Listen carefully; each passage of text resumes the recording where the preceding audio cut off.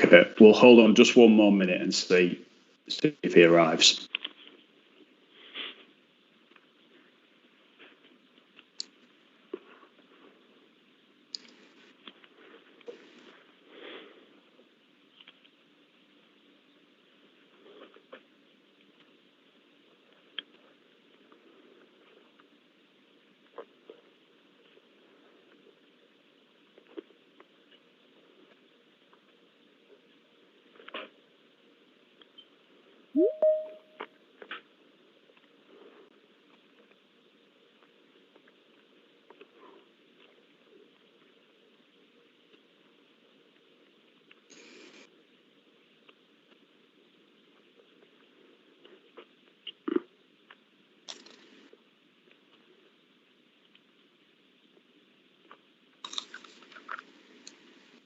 Chair, I think we've now got Councillor Ryby.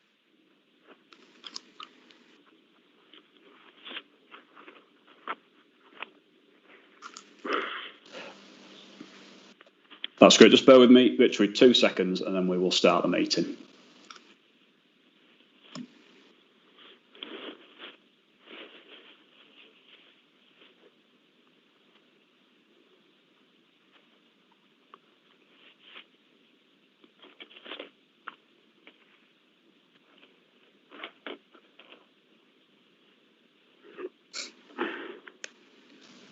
Excellent. Okay, good evening, everybody. Thank you very much for joining us, and welcome to everyone at home as well that's watching online. I think we're getting quite popular with the live streaming, so welcome to everyone that is watching us and what we get up to at these meetings. Item 1 on the agenda is the meeting etiquette. I think we're all familiar with the procedures. We're getting used to these virtual meetings now. What I would just ask, please, is if you do wish to speak and you can indicate by raising your hand, please do so. Obviously, Councillor Clark is on the phone, so I will check with Councillor Clark if he's wishing to speak before moving on from each item. Any questions on that from members in terms of the etiquette for the meeting? No. Okay. Item 2 on the agenda is apologies for absence. I think we're all present and correct. I haven't got any apologies from anybody, if I'm correct. Yeah, that's correct, Chair. Item 3 is declarations of interest, so members to indicate whether they will be declaring any interests under the Code of Conduct. Does anyone wish to declare an interest? Councillor Burr. Thank you, Chairman. Yes, I'd like to declare an interest. Page 91, car park strategy. I have a prejudicial interest, so I won't be joining in the debate or voting. Okay, thank you, Councillor Burr. I think that's been noted. Are there any further declarations of interest that members wish to make?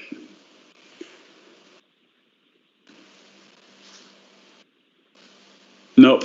In that case, we will move on to item 4, which is the minutes of the meeting held on the 12th of November 2020, pages 5 to 12. I'm happy to propose those as a correct record of the meeting. Councillor Dockerer, happy to second those. If everybody's happy, we'll move to accepting those as an accurate record of the meeting. I think we can take that, Ellen, as everybody's happy. Yeah. Thank you, Chair. That's how we'll try and do some of these votes as we did last time. It worked relatively well. Where things are sort of non-controversial, so we'll try and do that as we move through the agenda.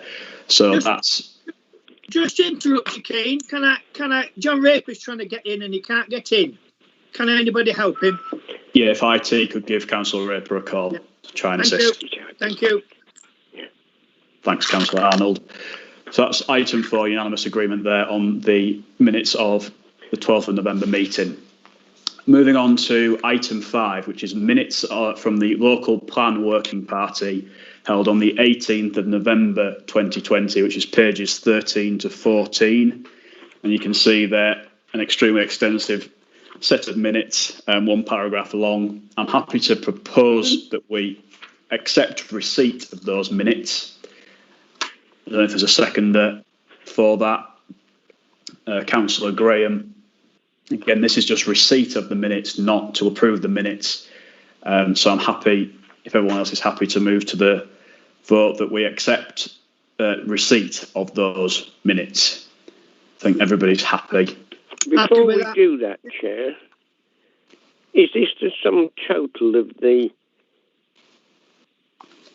I haven't seen any minutes that are proposing anything, and I have missed a lot of things in the last 8 months, but does that mean there isn't any great wodge of proposals coming from them? So, obviously... While we're here, because we've got this local plan coming up later on, haven't we? Yeah, so the minutes of the meeting, basically, what was decided was that a report be prepared for Policy and Resources Committee in the new year. We're now in the new year, and the report is on the agenda. But has the Working Party produced that report? So the Working Party requested that officers produce the report. But where's the thoughts of the Working Party? Well, the Working Party unanimously agreed that the way forward from here with the local plan, and requested that officers prepare a report accordingly on that, and that is reflected in the report, which is item 8. Yeah, I've seen that. That's why I'm raising. So, is that the sum total of their deliberations since they formed? There's been several meetings of the local plan Working Party, and we've received minutes from that Working Party. Have we got their distilled proposals? So at this point in time, there are no proposals relating to the local plan. There is only a proposal from officers, which we will accept. Sorry, I'm probably not making myself clear. I've got the officers' proposal later on in the agenda, but I'm saying what are the proposals coming from the Working Party? The officer report, which is listed on item 8, reflects the consensus, strong consensus, unanimous agreement from the Working Party, which has met on several occasions. And we've slightly changed tact, which will become clear when we get to the report, which officers have produced as to the way forward with the time-limited review. And there was nothing of controversy at the Working Party in terms of the approach. That's fine, I think I'm understanding. So where are the wordings and deliberations of the Working Parties to lead you to what the officers have reported? The report that's from pages 31 through to 46 the officers' report. Is the officers' report, and the officer report is based on the feedback from all groups on the council as to the way forward. Have we got any outline of that feedback anywhere? I may have missed it. I'm not saying it isn't, but I haven't seen it. I mean, I didn't think I'd seen it. Page 13 summarises effectively, I feel, what was discussed at the meeting. There's other members of the Working Party that are also part of this committee, which is that given the planning white paper and given the potential reorganisation that's coming down the track, it was agreed that a report be prepared in the context of that for members to consider at Policy and Resources. It was agreed that the officers would produce that report. I understand that now. But I haven't got anything from the members of that Working Party, what they're proposing. OK, that's fine. Yeah. OK, so this is really receipt of the minutes is all that we're doing at this stage. It's not deciding anything other than receiving the minutes of that meeting. And it might be the accurate reflection as well of that meeting. So it's just to receive those minutes. So the only people who can... I see. So you're just asking us to however ridiculous or brilliant they are. Yeah, This is not voting to approve them, it's voting to receive them. Yeah, okay. To say that we have received them. And worth bearing in mind, it is a Working Party of this committee. And ultimately, this committee really should be steering, in broad terms, the work of the Working Party. Yes, exactly, and that's why I was asking the question I was as to where has that steering taken us, and I couldn't see it. Okay, thank you. Okay, so I'm going to take it that we're all happy to receive the minutes of the local plan Working Party as they are written there, and we'll pick up the more substantive issues relating to the local plan when we get to item 8 shortly. So that is item 5 of the agenda. Item 6 is urgent business. There are no items of urgent business for the meeting. However, there are a number of decisions which were taken under urgency decision-making powers, items 17, 18, 19 and 20, for us to, again, receive, committee-level decisions for us to receive later on in the agenda. So there are no items of urgent business. But what I would just like to take this opportunity to say at this point in time is, obviously, since we last met as a committee, we have had flooding issues in Malton, Norton, Old Malton and in the wider district. And I just wanted to say very briefly, well done to everyone from Ryedale District Council that's been involved with that response. I know that the community are very grateful for everything that we've been able to do as a local authority. Obviously, we'll pick up separately from this meeting any actions which we may be able to take going forward to help people affected by flooding. But really, the overall message as leader of the council on behalf of members of the council to our officers is well done on doing such a great job to support local people. It has been appreciated, so thank you very much for that. Item 7 on the agenda is Part A item, appointment of working parties and subcommittees, which is pages 15 through to 30. And it's for Simon to introduce this sort of very briefly. But I would just like to point out to members that we have very handily got nominations from all but one group for those working parties and subcommittees, which should help us for the purposes of this meeting in terms of appointing those. So I'll hand over now to Simon to briefly introduce the report. Thank you, Chair. This is an annual report. It normally comes to Policy and Resources Committee in June because it follows immediately from annual council, which is normally in May. Members will be aware this year annual council was postponed until October, and a version of this report did come to Policy and Resources in November. That then got deferred because it had to be amended to take into account changes to political makeup of the council. So this is the revised report. Every year, Policy and Resources appoints some subcommittees and working parties to support it in its work. A subcommittee has delegated decision-making powers. A working party is advisory and makes recommendations which come back to the committee for approval. So there are two recommendations in the report tonight. The first one is asking the committee to approve the terms of reference for the subcommittee and the working party, which are appended to the report. And the second one is asking the committee to appoint the membership of the subcommittees and working parties. As you've mentioned, Chair, we've had nominations from all groups except for one. So with regards to the appointments, we just need to take nominations from the remaining group before we move to the vote. I'm happy to take any questions from members. Thank you, Chair. Are there any questions from members on this report? No. In that case, can I come in here? Sorry for not being able to put my hand up, as it were, and offer a sincere, but I don't think quite grovelling, but certainly a sincere apology. I didn't see or know of this, and that wasn't because it wasn't sent to me. It was sent to me in good time, but I didn't see the email at all until after the papers had gone out. So I thought it was the best way of doing it was to inform you of our representations at this point.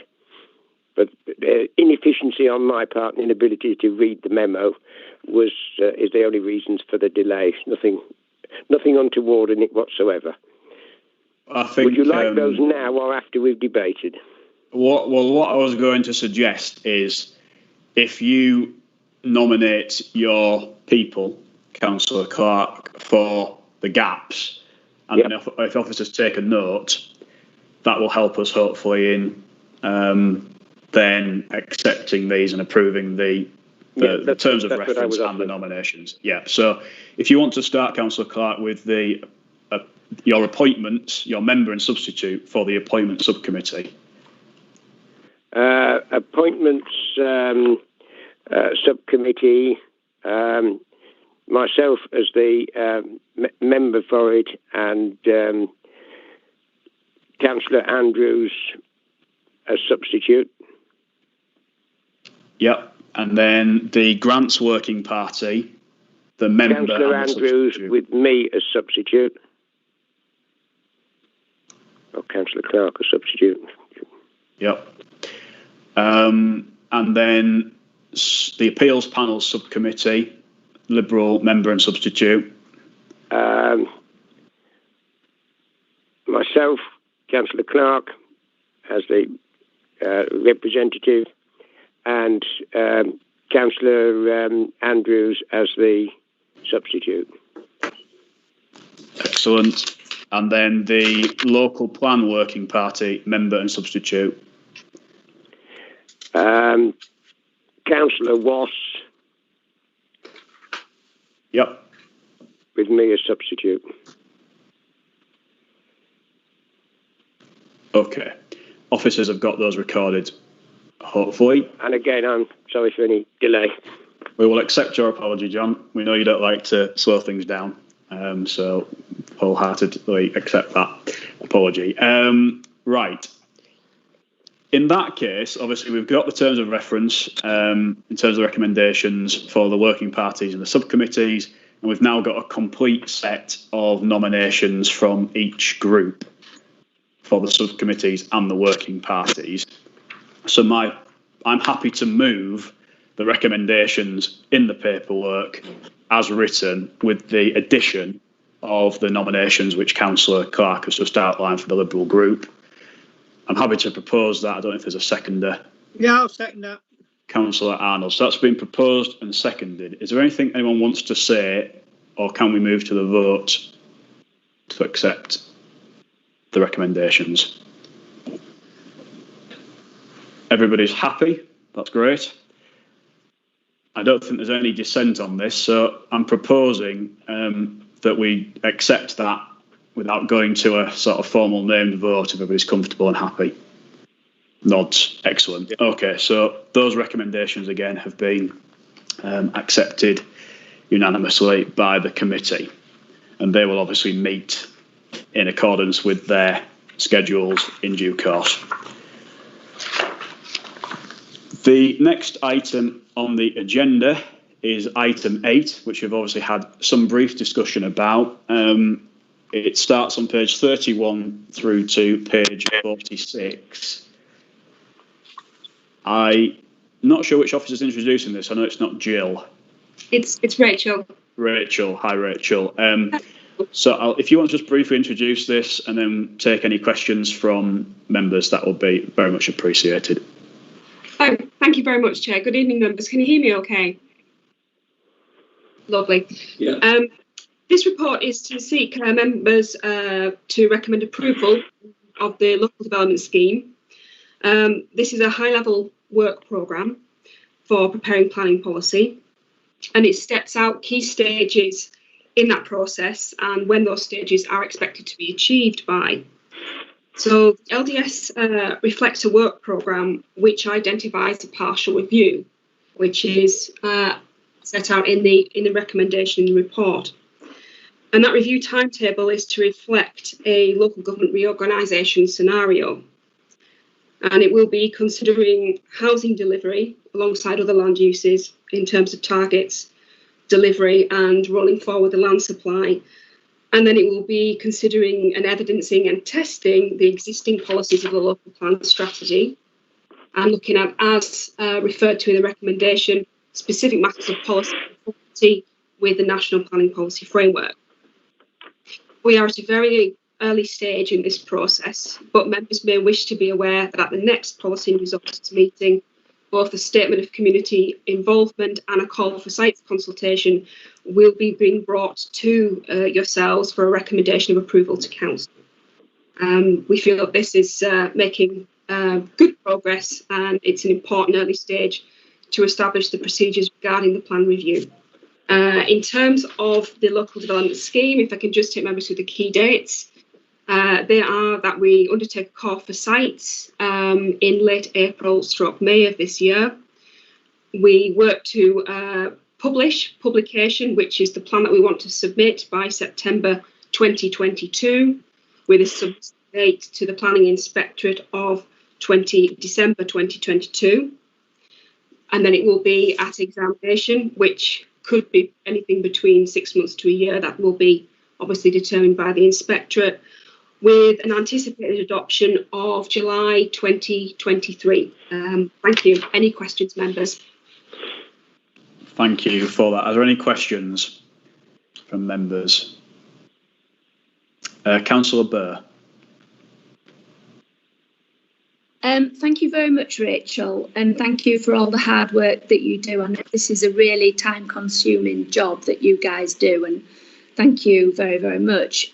My question is really relating to the Malton and Norton neighbourhood plan. As you know, they are actively pursuing this and have been for some time now.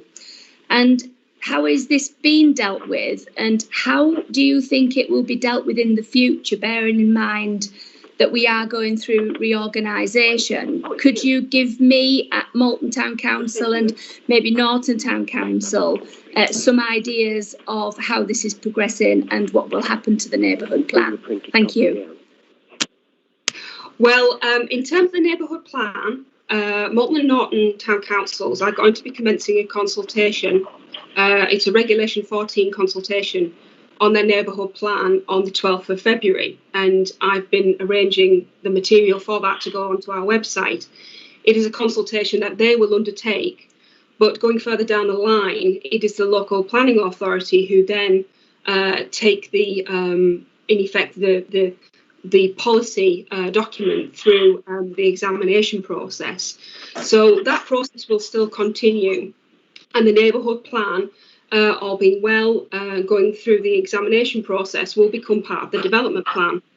And so that document will still have full weight, will still be considered as part of determining planning applications until such a time that really it's felt, going forward with the wider local government reorganisation, they may be looked to review it, but it will still have currency within the decision-making process. And the Malton and Norton neighbourhood plan has been in gestation for an awful long period of time, much like our previous Ryedale plan, the local plan strategy, and we want to ensure that we support that and we progress that work as well, and move that forward. So the neighbourhood plan, obviously it's the Malton and Norton neighbourhood plan, and we will support the sort of delivery of that document, but it's something that we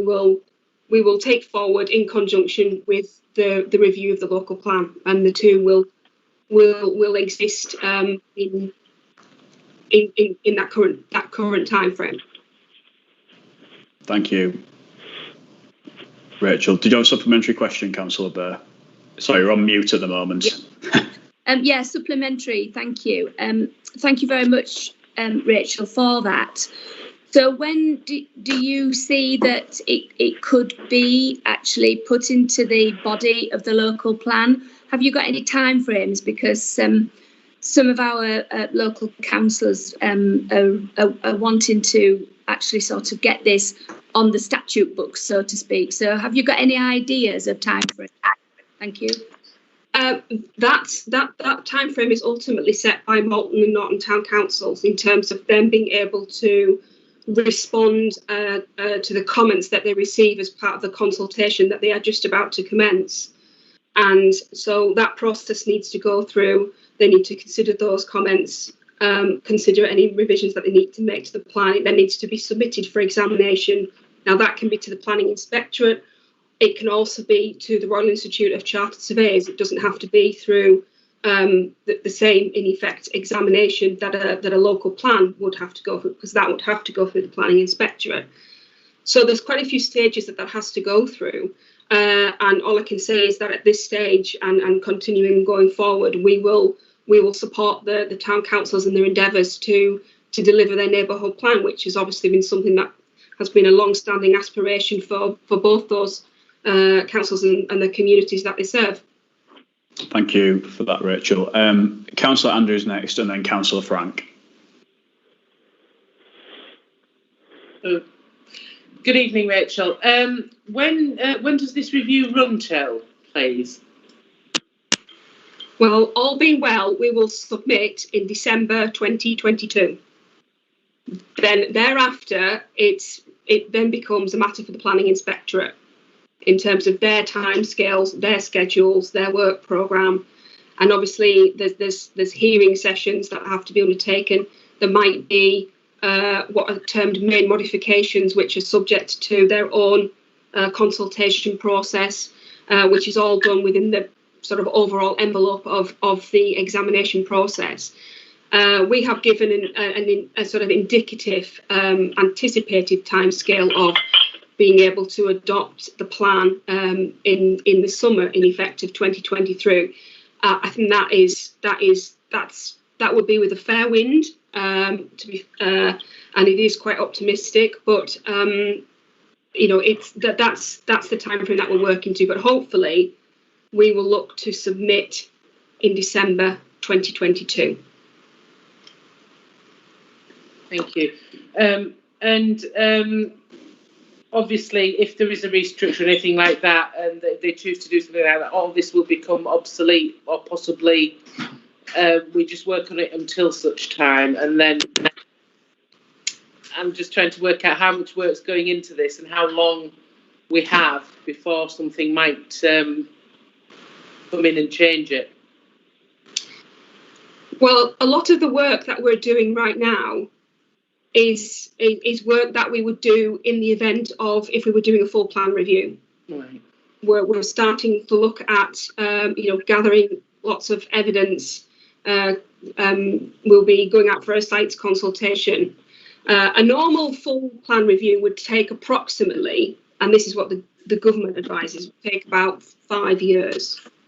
Which, if local government reorganisation doesn't happen, then we'll be coming back to yourselves and saying, well, you know, as Councillor Duncan was talking about earlier on at the start of the meeting, the Local Plan Working Party was originally sort of discussing things on the basis that we would be looking at a much more comprehensive review. But the reality is that we may not have the time frame to make decisions for members for the local community in terms of actually having, one of the key things is a housing land supply. It's not the be all and end all, but it is an important component of that. And if we do not make progress on the local plan review in a targeted and partial way, we run the risk of then reaching a point where actually we haven't reached a stage in the process where a shadow authority can then say, right, well, we can work with this. This has got so far down the line. We will continue to progress that, and they will then have to look to prepare their own local plan within a period of 5 years. And what we as officers don't want, and from the discussions we've had with members, we don't want a situation where we end up, as the phrase is, planning by appeal, where we have speculative applications coming forward, particularly for housing, not able to necessarily look to apply standards that we would like to take forward into a future review of the plan.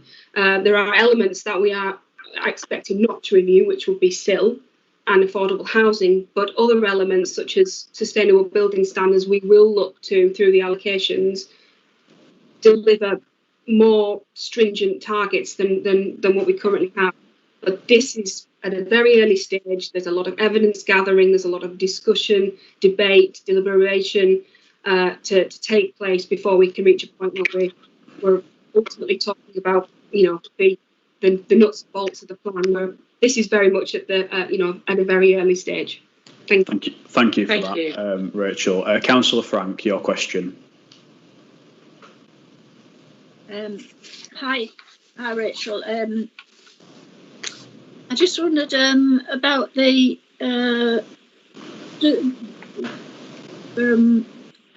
the York Green Belt is. I think York don't have a plan, or they never did. I don't know whether they've ever done a plan. Does that affect our plan, with them not having a plan and it being in their green belt? Does that affect our plan? And another little question I wanted to ask was about the food enterprise area down at Malton. I wondered if the local development order down there had encouraged companies to come in there, if it had helped companies to come there, and how many companies have come into that into the food enterprise zone. I haven't been out for nearly a year, so I haven't been down there. I don't know what's going on down there. Sorry about that. I can see, sorry, Richard, I could see that Gary just indicated. I don't know if there's something specific you wanted to answer, Gary, on that point, or if you want Rachel to take that question. Well, I think Rachel probably best placed to answer the first question about the York Greenbelt and where York City Council is with its current plan review. I'll come back in after that with the local development order, more detailed question about the Malton Enterprise Park, which I think is just a more detailed issue. Yeah, Rachel. Thanks, Gary. Yes. Yes, York has famously not had a local development plan in place for I think it's since 1956. It's not got a current development plan. It has got a plan that is going through examination, and it's been quite advanced through that, but it hasn't yet ultimately sort of got through that examination process. The Greenbelt, there is a portion of the York Greenbelt within Ryedale District Council, and that extensive Greenbelt has for some time been delineated and identified in our policies map, which is a part of the development plan. So in terms of Ryedale District, we have established where the York Greenbelt boundary exists within our district. Now, in terms of the Greenbelt considerations, one component of the development plan that still exists, but it's not often referenced, is the saved policies from the regional spatial strategy. Now that was actually partially revoked in 2012, but the policies that were kept were policies that related to the York Greenbelt. So there are two policies, YO1, I think they are, and YO9, of that former regional spatial strategy, which have been saved to literally provide the policy framework and consideration around Greenbelt that pertains to York. And so City of York used that, we used that, Hamilton used that. So that's the Greenbelt component of the question. I hope answered. Does that answer your question, Councillor Frank? Yes, thank you. It does. Thanks, Rachel. Lovely. Thanks, Rachel. I'll come back to you, Gary, on the. I'll quickly pitch in on the Eden Park development, which is covered by the local development order that Councillor Frank referred to. The local development order actually covers the area that was granted planning permission back in 2015 for the whole range of normal industrial and office uses on that area. And the local members will be aware that the first phase is now largely built out. I think I drove past there yesterday where the signs were saying just one unit remaining of what they call phase one. Phase two, we're expecting further reserve matters applications on shortly. I had an approach from the developer last week. But in terms of the local development order and people particularly using that, which was a mechanism for businesses associated with food production to go on there without necessarily requiring planning permission or reserve matters approval, provided they followed the development order and the design code. Nobody's actually availed themselves of that freedom that the local development order actually gave them. So it just seems to me that developers are still using the more formalised planning application and reserve matters application process, which also exists on the site. Thank you, Gary, for that. Sorry, Councillor Frank, did you have a supplementary question? No, that's fine. That's quite answered what I wanted to know. Thank you. Thank you. I'll come back to you, Councillor Burr, for a final question then before we go into the debate on this item. Thanks very much, Chairman. I'd like to thank our officers, obviously, for working on this report and going through the threats and the worries of reorganisation, etc. Now, I think as a council, we've actually made great progress redeveloping and redefining our local plan. And we're looking at areas outside the major towns for some development. And I suppose my two questions are, can we be assured that what we put in our local plan will be upheld by the next unitary or whatever? And also, can we be assured that we do have our housing supply? So they're just a couple of questions. Thank you, Chair. Thank you. If I come to you, Rachel, just briefly to pick up on those points. Yes. Well, the whole purpose of having a partial review is to ensure that we can have a housing land supply that is robust. The review will look at the housing requirement, and by that is the figure in the plan that we look to at least deliver to, and perhaps even deliver more than that. In relation to the other question around the shadow authority, that will ultimately be for them to decide as to what they will ultimately do in terms of their spatial distribution of housing, strategic delivery objectives around major infrastructure, employment land.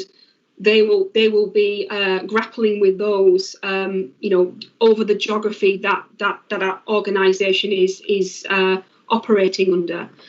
What it will be grateful for, I would say, is if that the former authorities from which it's been developed have in place as up to date as possible local plans, because they will then still have full weight in the decision-making process, and that is a very important thing, because even and obviously we're looking to ensure that we do have a land supply, but we will be looking to ensure as well that other parts of the Ryedale plan are in effect brought up to speed with the policies in the NPPF, ensuring that there is conformity and compliance with them.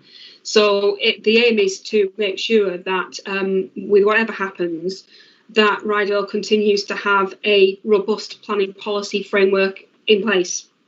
And that is what we are going to strive to achieve with our new resources and our expanded team. Thanks, Rachel. Thank you. And just a supplementary, if I may, Chairman. Yep. Thank you. Yes, I think that whoever takes over Ryedale will be more than grateful for all the hard work that our officers have put in, and that can only bode well.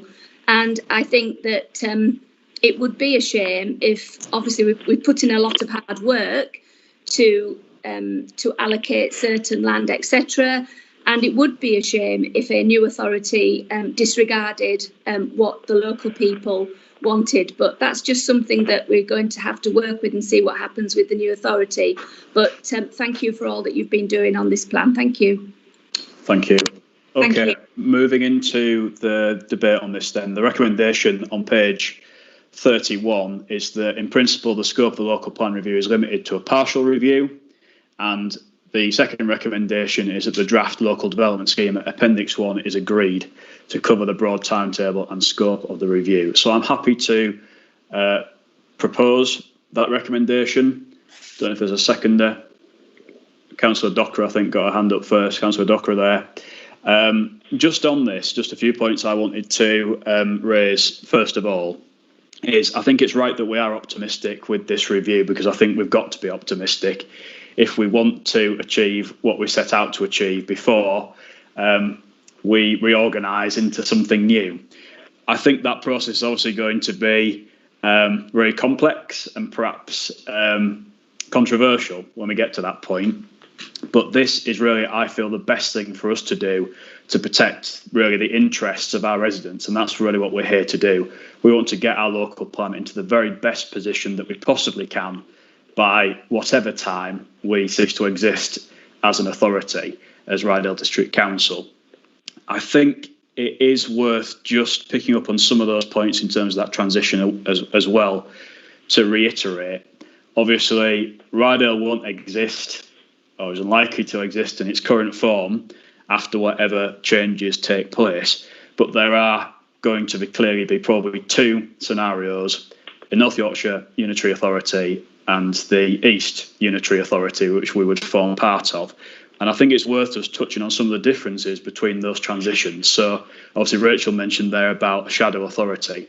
A shadow authority would exist in the East Unitary proposal, which obviously we've submitted to government as a council.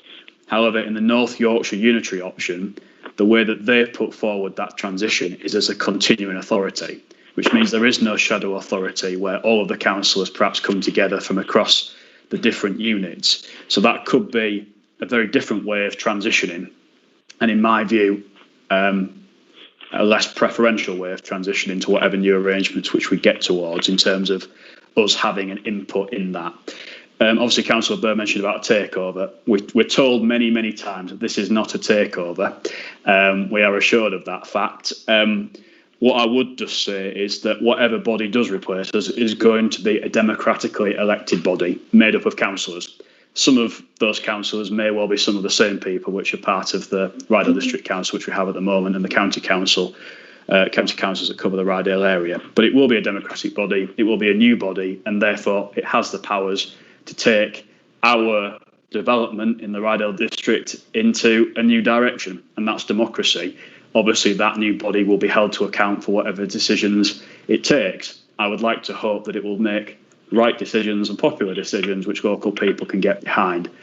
But we can't predict the future, we can't control the future. What we can do is get our local plan into the very best position which we possibly can by working together through the working party.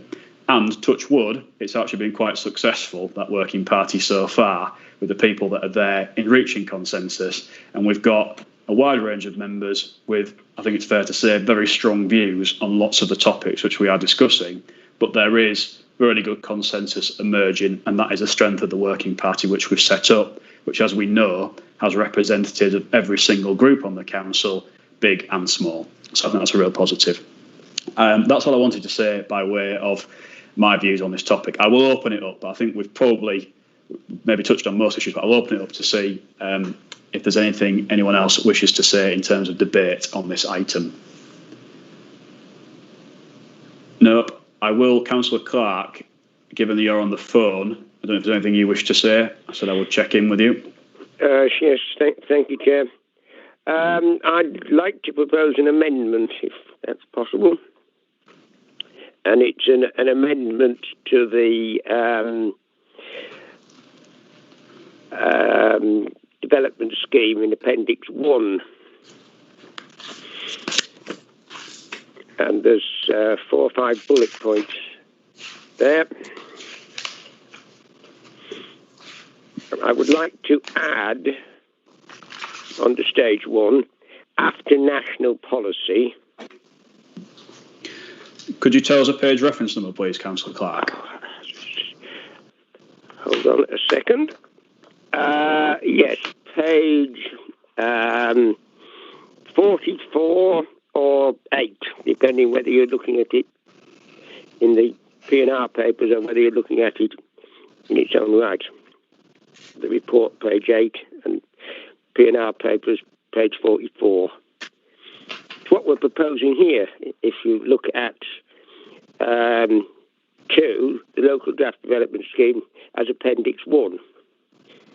And Appendix 1 is the, if I understand it correctly, are the various stages of the local plan.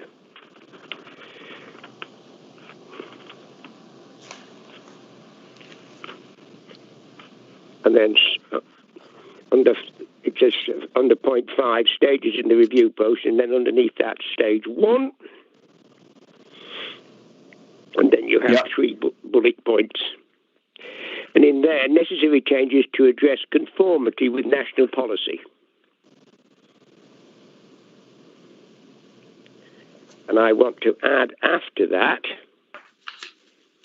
and any major changes to RDC policies since 2012.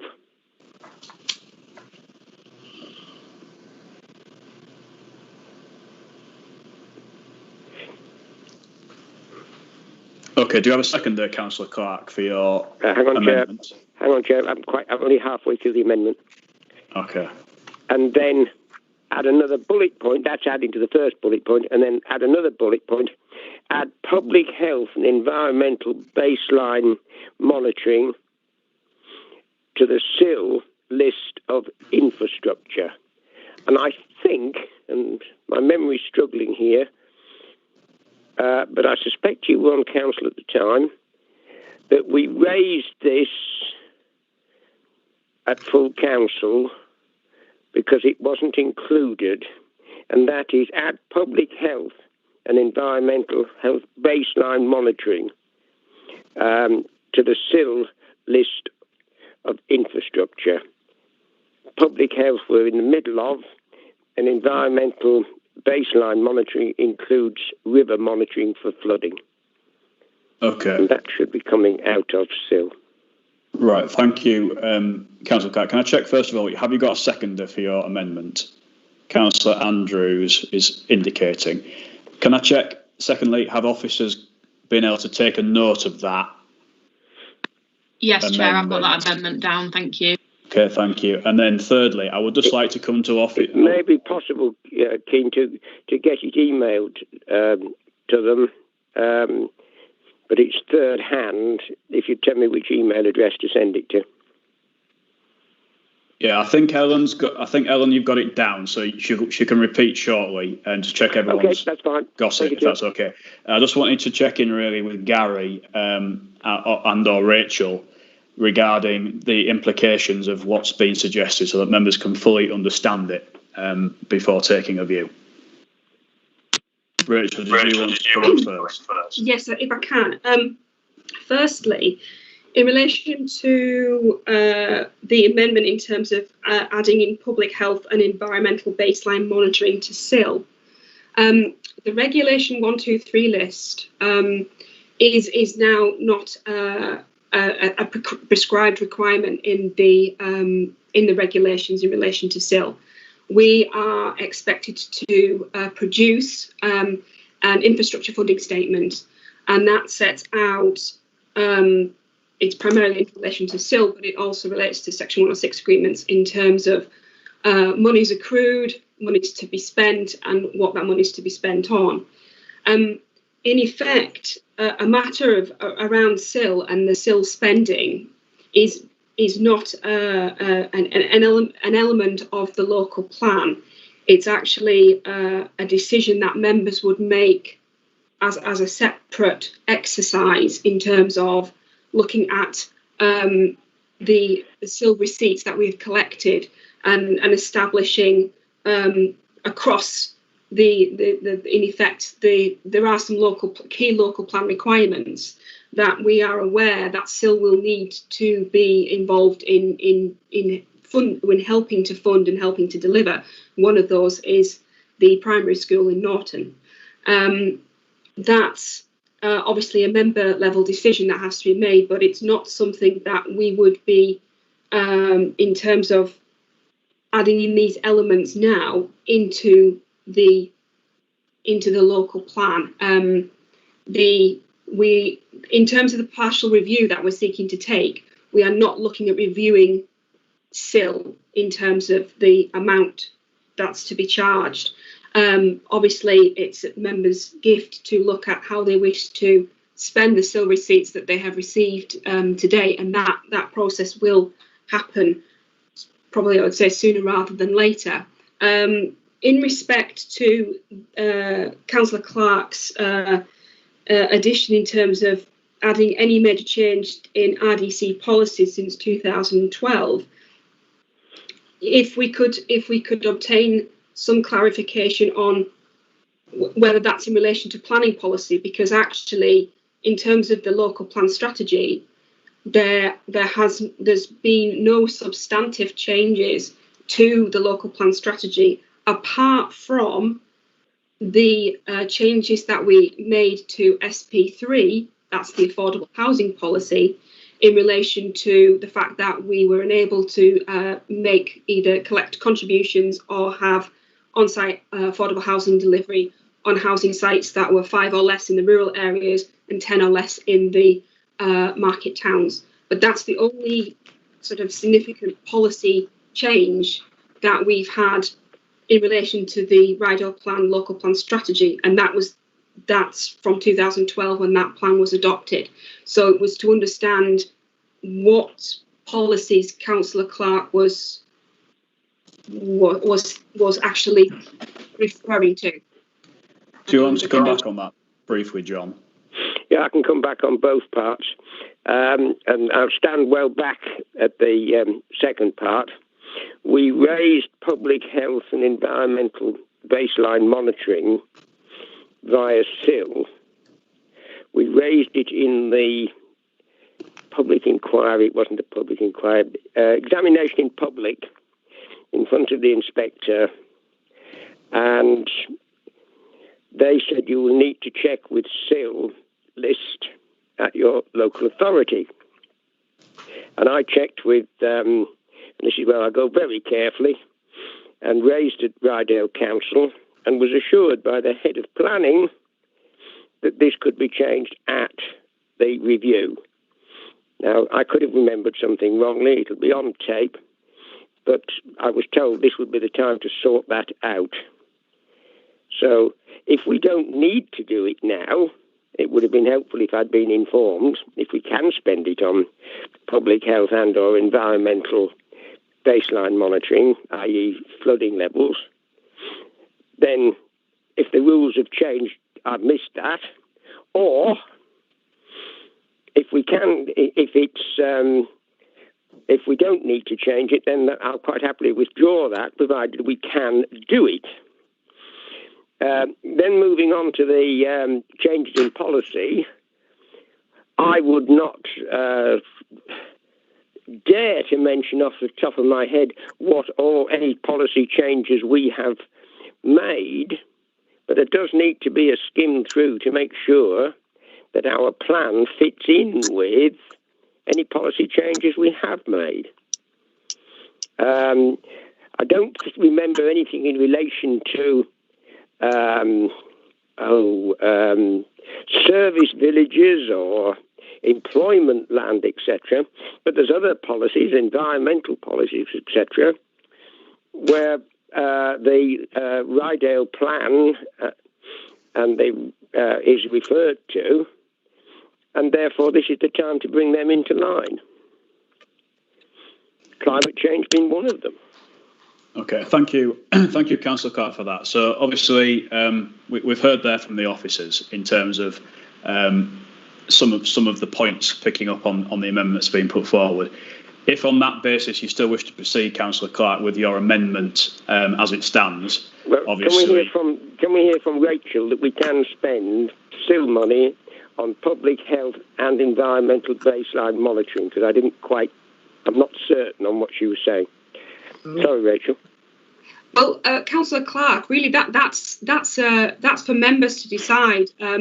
What I will say is that SIL is a finite amount of money. It's in effect it's a fixed pot, and it will have to I would say cover a number of. Oh yes, well I understand. Sorry for cutting into you, but I understand there's a limited size of the SIL pot. But if there is money in there, is there any reason why it cannot be spent on baseline monitoring for public health and or environmental issues?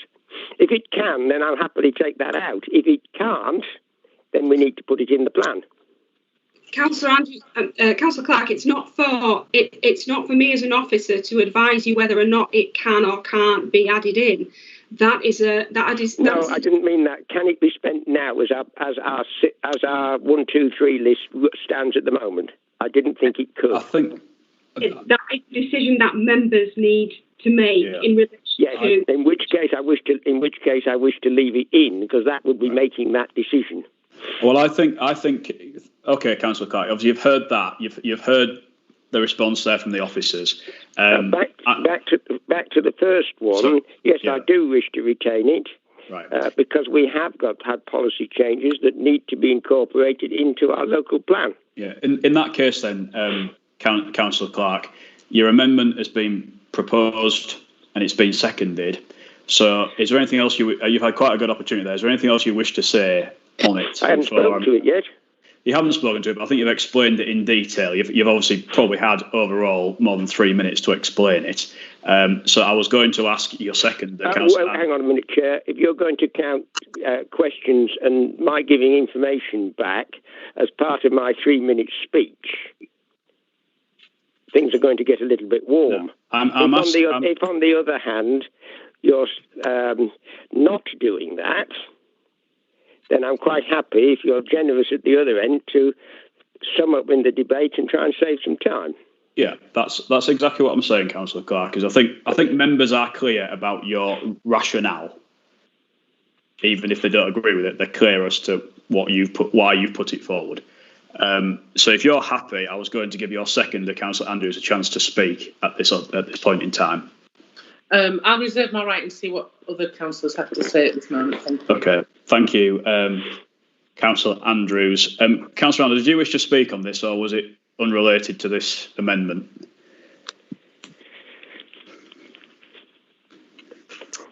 Councillor Arnold. Hey, Councillor Andrews. Sorry, Councillor Arnold. No, yes, because for the life of me, I can't find out exactly what I have no idea what it's talking about, and I can't find what it is. Yeah. I knew I should have spoken for 3 minutes, Chair. There are some that can't keep up. Not on page 44. I can find nothing on page 44. Okay. Councillor, have you got the latest copy of the agenda papers? I got the one that came this morning. All right, that will probably be it then. So yeah, it's page 44, stage 1, pre-production consultation and evidence gathering. Right. That's the one. That's the bit, and then it's those bullet points that are there, the addition. Yeah.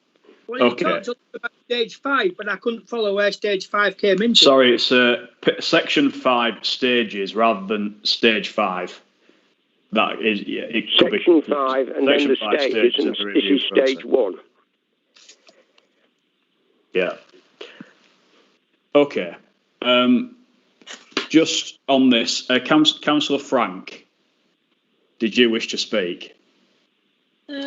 Well, I am a bit confused as well. On page 44, I was saying, I'm sorry, but I can't quite understand where John's amendment fits in. Can you just explain it again? Because on page 44, I have stages in the review process and stage 1, pre-production consultation and evidence gathering. So so basically the amendment is coming in where it says key areas are identified below, necessary changes to address conformity with national policy. Which is where is this? Page 44. Yeah. Under the heading 5, stages in the review process, subheading stage 1, pre-production consultation and evidence gathering to inform the review. There's a paragraph of text, and it says at the end of that paragraph, key areas are identified below. Yeah. Necessary changes to address conformity with national policy, add, and that is where Councillor Clark's amendment would be adding words to that bullet point list. Okay, yeah, got that. Chair, would it assist if I read out the amendment again for members? That would. I mean, I'm happy for you to do that, Ellen. But I do think it's been stated now several times what the amendment is. So I think this is the final time. But I think if you do read it out so that members are clear, and then hopefully everyone knows where we're at. Yes, Chair. So on the end of that first bullet point, we're adding and any major changes to RDC policy since 2012. And then there's an additional bullet point to be added at the end. Add public health and environmental baseline monitoring to the SIL list of infrastructure. Yeah. Okay. So everyone should be clear now about the amendment. Does anyone wish to speak for or against the amendment that's been put forward? Councillor Burrows, your hand up because it was up before Councillor Clark started proposing his amendment. Is it for this or for the earlier? Thank you, Chair. Yeah, my hand was up previous to the amendment, but I will speak to the amendment if that's okay. Yep. Yeah, I think just going back on this, this plan is really, really important to us as councillors, wherever your ward may be. And I believe that this amendment is just trying to strengthen what all councillors are actually agreeing to. And I don't think we've been particularly great re the environment. So if we could strengthen anything like that in this document, then I think it's a belt and braces approach. I don't think there's anything controversial at all about it. As I say, it's an important piece of documentation which will go forward. It's been mentioned by the leader that it's not a takeover, and that's fine. Words are words, but we are going to be taken over by some other body, and democratically or not. So I do think that in the interests of everybody's ward, that this would just be a belt and braces thing for us all to just back. Thank you, Chairman. Okay, thank you, Councillor Burt. Anyone else wish to speak for or against this amendment? No. Councillor Frank, you were asking a point of clarity before. You wish to speak on this? I was just going to say I agree with Lindsay on that. I can't see any harm in this amendment at all, and all it does is strengthen our position. And so I can't see any detriment, anything that's detrimental at all in this amendment. Thank you, Councillor Frank. Anyone else wish to speak? Okay, in that case, I'd just like to come in and say, obviously, just heard there from Councillor Frank saying that we can't see the harm in the amendment. I can see actually potentially lots of harm in the amendment that's been put forward. I've heard from Councillor Burr saying that this strengthens what we do, and I actually think quite the contrary. I think it significantly weakens the approach which we've taken. We were embarking as a local plan working party on a track which was a full whole-scale review of our local plan. We made a conscious decision to advise officers to produce a report which was not to do a wholesale review given the challenges which we faced. And one of the things, if my understanding is correct, which we're now not going to look at, was a review of the SIL procedures. That was what was going to save some element of time in ensuring that we could put the local authority, Ryedale District Council, and our residents in the best position possible ahead of reorganisation. So we're utilising all of the time that we've got at our disposal. And then now we've come to committee and we're saying we want to do a time-limited review to make the very best of the time that we've got available, but yet we now want to add a review of the SIL procedures in. And I'm aware, Councillor Clark, you put forward in your to Council, I do remember you submitting it, and I think we've all got sympathy in things which we'd like SIL money to be diverted towards. And I do feel, as I think we've heard Rachel say, that pot of funding is under our control as members. How we spend that is under our control. We've also heard from Rachel that the regulation 123 list doesn't really exist in that strict form anymore in terms of the restrictions that it places on the money and how we spend it. And we have that flexibility open to us. Councillor Clark's amendment was submitted, motion was submitted and still stands from way back when it was put forward at council. So overall, this is my strong feeling is that we need to remain very tight with the time that we've got and the process which we're going through.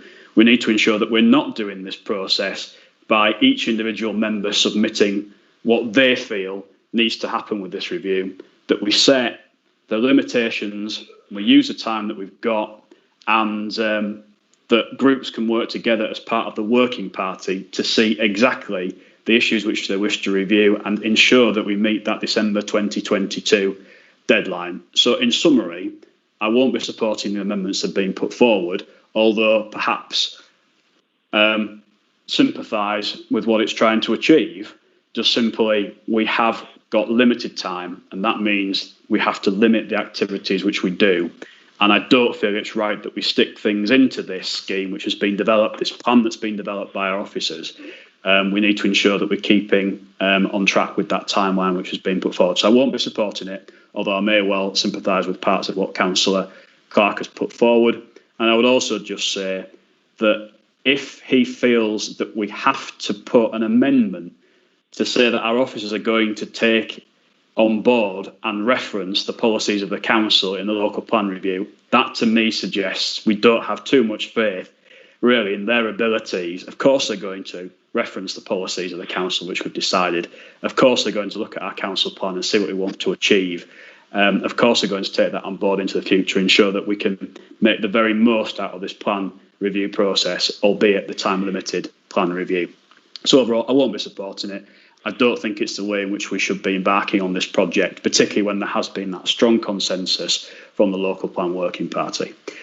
That's what I wish to say. I'll come back to you, Councillor Andrews, to see if you wish to speak as seconder before going back to Councillor Clark. No, I'm fine, thank you. Thank you, Councillor Andrews. Councillor Clark. Thank you, Chair.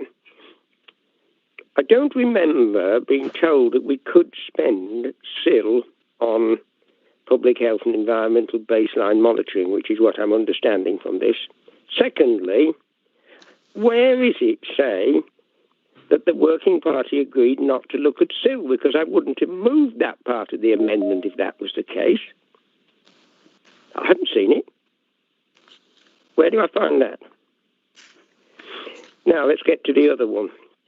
So I'm quite happy to withdraw that part if that would help. Would that help, Chair? I mean, we've come so far, Councillor Clark, but if you are wishing to withdraw... quite happy. If you think it would be... If it's against what the working party recommended, but I haven't seen it, then I'm quite happy to go with the working party's decision. That's why I asked at the beginning whether or not the working party's minutes were published and where I would see these guidelines. I have not seen anywhere where it was agreed not to look at SIL. But if we can spend SIL money on what I'm proposing, and if they decided not to, let's not look at SIL. I'm happy not to. Right, let's go back to the main one, the first one. We cannot ignore, and it says in that wording on page 44 that we're only going to look at what is necessary changes to address conformity with national policy. And the plan period to cover a minimum of 15 years, 23 to 38. Now, I'd like to agree with you strongly that you say we've got limited time. We cannot allow our climate change changes to our local planning to wait for another 3 years, 2 years until we become a unitary, and then another 5 years when the authority takes on our local plan as it stands. And that's right, we should have a local plan done as it stands, but we must get that into this plan. So on that basis, I would ask for all members of the committee to support it.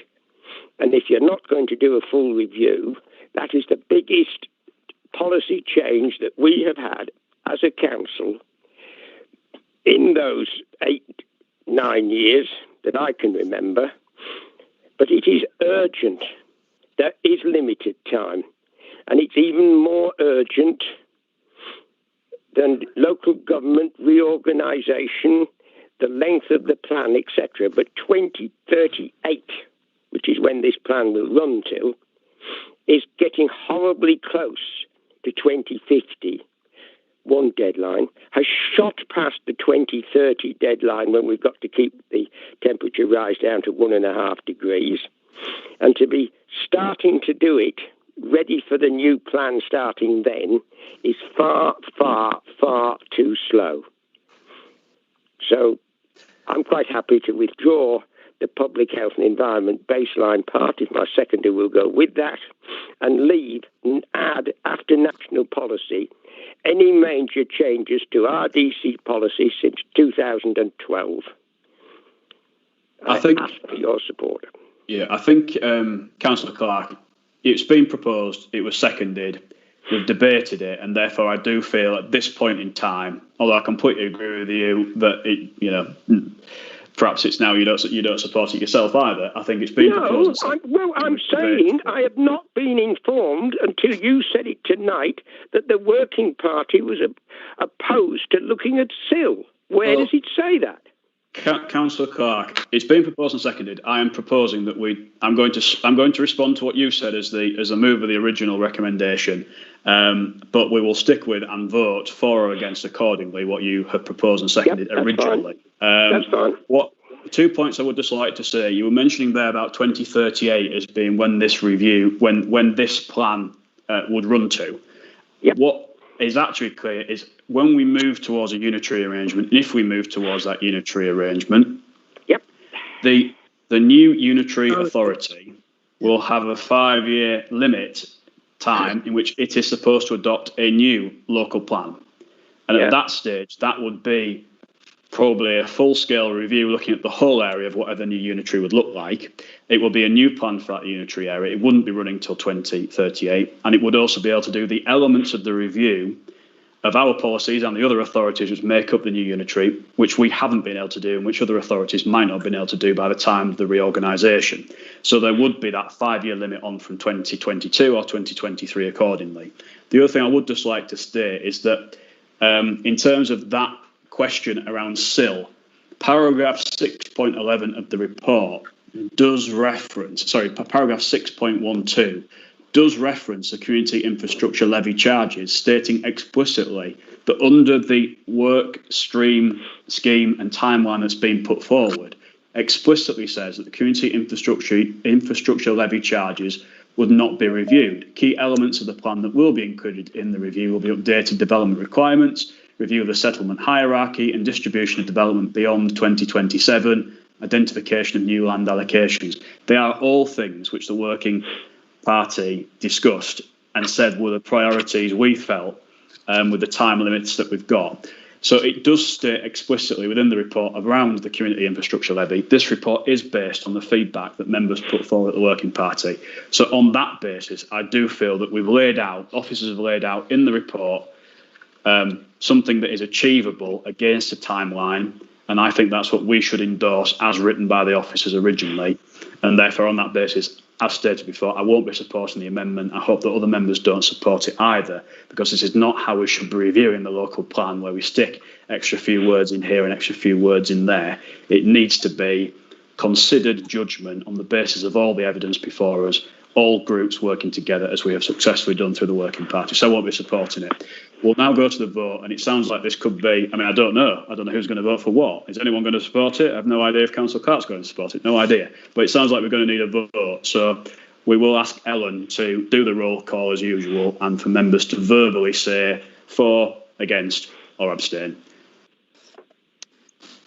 Councillor Joy Andrews. For. Councillor Arnold. Against. Councillor Burr. Yes, for. Councillor Clark. For. Councillor Delaney. Against. Councillor Dockwra. Against. Councillor Duncan. Against. Councillor Frank. For. Councillor Graham. Against. And Councillor Ryedale. For. So, Ellen, I think my maths is at 5-5. It is, Chair, yes. Okay, so Chairman's casting vote is against, so the amendment fails. I think we've obviously debated and discussed it, so I'm keen that we move now. Chair, I have a further amendment. What? Okay, Councillor Clark, what's your amendment? All planning applications for domestic and industrial properties are only approved with little 1, on-site energy production, bracket solar PV panels and ground air source heat pumps. 2, on-site rainwater collection and storage. 3, installation to BREEAM Excellent standard. And 4, other measures to reduce carbon emissions and reduce flooding in Ryedale. Okay, thank you, Councillor Clark. Can I ask, do you have a seconder? Councillor Andrews, thank you. Can I just ask, please, if the officers could give some view as to the legality of what has been put forward there by Councillor Clark, because clearly a key part of what we just debated there was around compliance with national policy, and that to me sounds very much like it may not be national policy at the moment.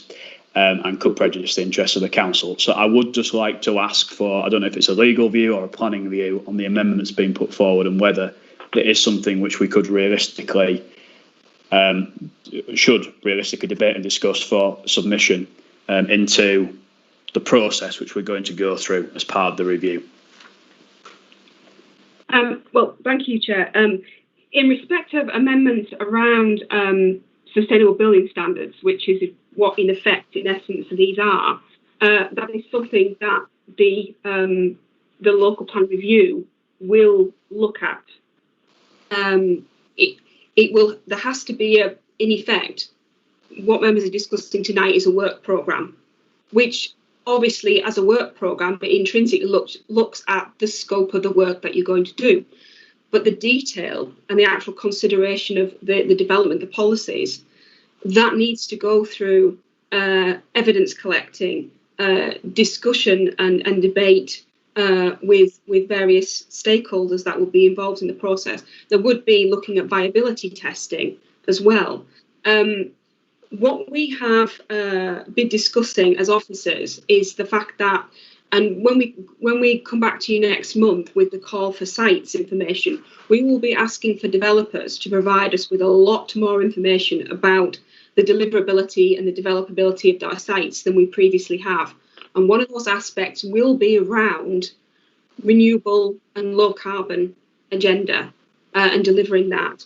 Now, there's various ways and means that could be done. And so that is a process that we're already sort of acknowledging that will need to take place.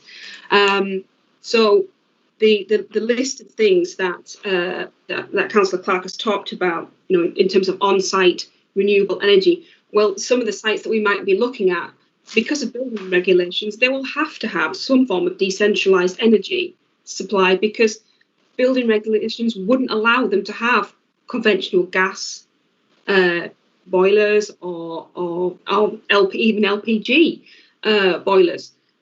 Flood risk, that's something that we are already aware of, the fact that as part of conformity with the NPPF, we will be looking at our policies around flood risk and sequentially testing land, which we have to do as part of the allocations work. So those elements we will look to, consider in the plan. Yeah, thank you for that, Rachel. I think that's really appreciated. Gary, just I can see you've raised your hand. Yes, thank you, Chairman. Sorry, we weren't presented with this amendment until literally now, so we haven't had time to read it and consider it. But my understanding of the amendment was that all planning applications would be dealt with in this way now. I think that was the intention of the amendment. Clearly, we have to determine all applications by law in accordance with the current adopted plan, rather than an enhanced series of tests that may well come out of some of this work that the local plan review will do. So at the moment, I think my understanding of the amendment is it's taken us down a path away from what we should be doing when we're considering current planning applications. So I do worry about the legality of the motion, the amendment to the recommendation. Okay. I'm not sure if there's a legal view on that, but that's my worry as the head of planning. Can I please just ask if monitoring officer or legal wish to say anything on this at this time? Obviously, we can take it forward as an amendment, but I would just be keen to get a view on that.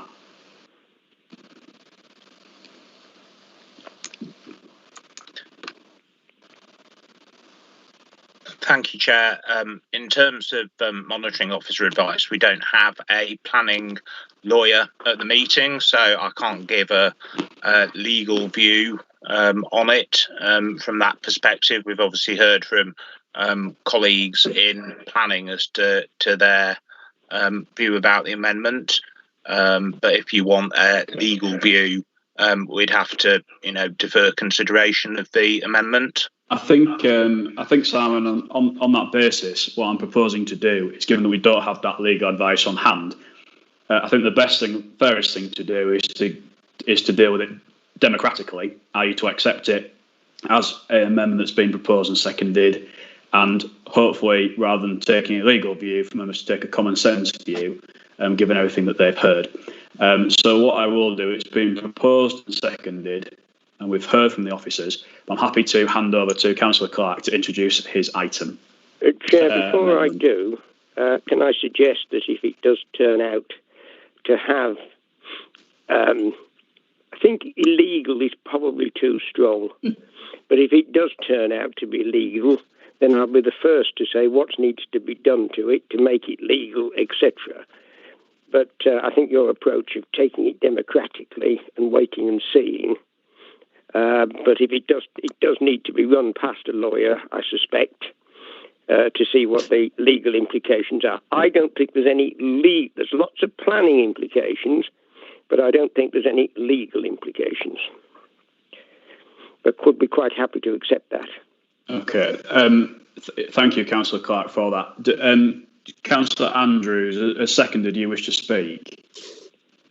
Yes, please. Yet, Chair, I haven't spoken on it yet. That's okay. me. So I thought that was your contribution. You raised the question of legality, and I was giving you the response to that. Right. There's a very simple reason for this amendment. Councillor Clark, what I did say earlier is... Hello? Okay, it's gone off. So continue, Councillor Clark. The reason for this amendment is because we are, and have declared, that we are in a climate emergency.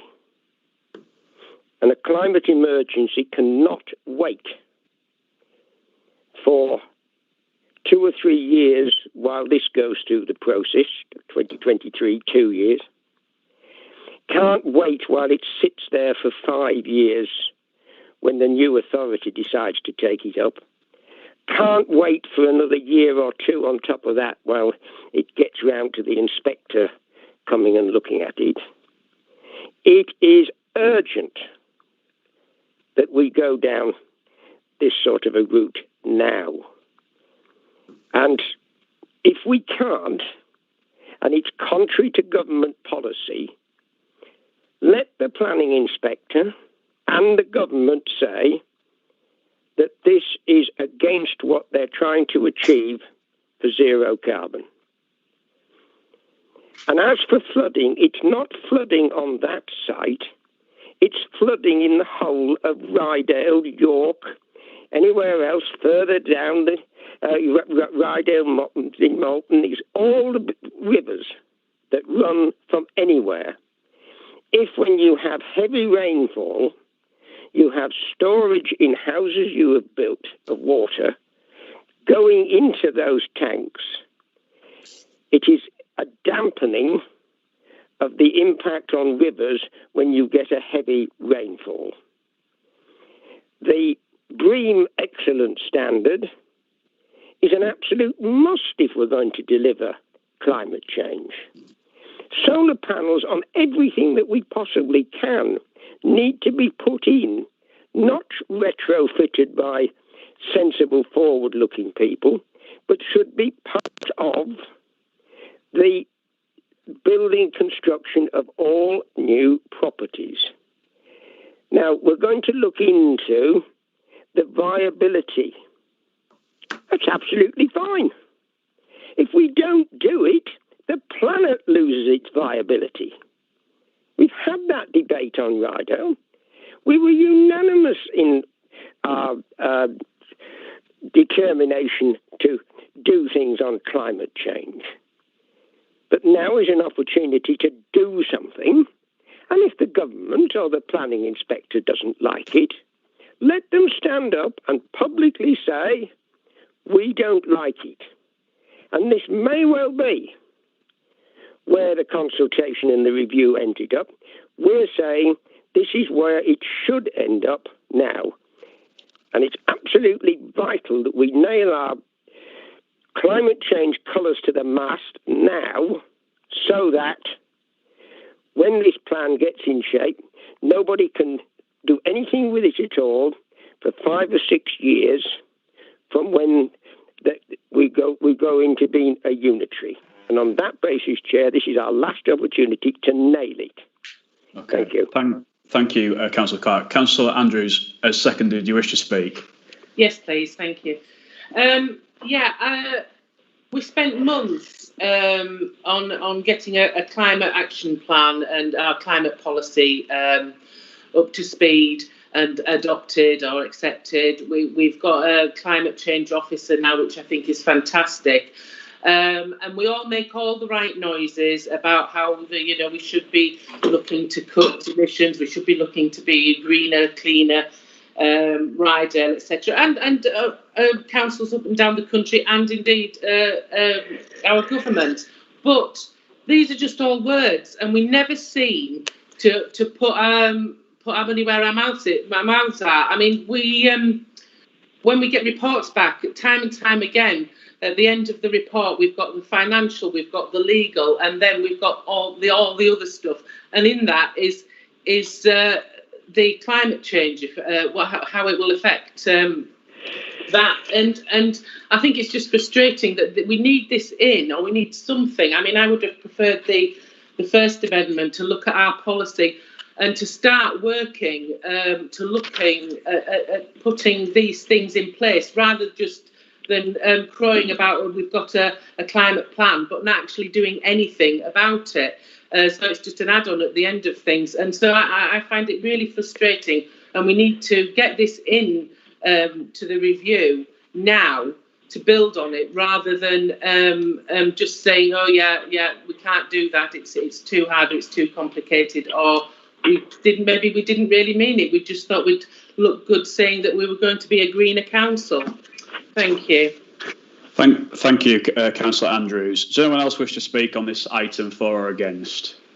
Councillor Delaney. Thank you, Chair. I mean, Councillor Andrews is right, Councillor Clark's right. I think there is a collective will around this council for us to support low carbon renewable energy systems in Ryedale. I think the issue that I have with this apologies, I think the issue that I have with this, sorry, Councillor Duncan, do you want to come back to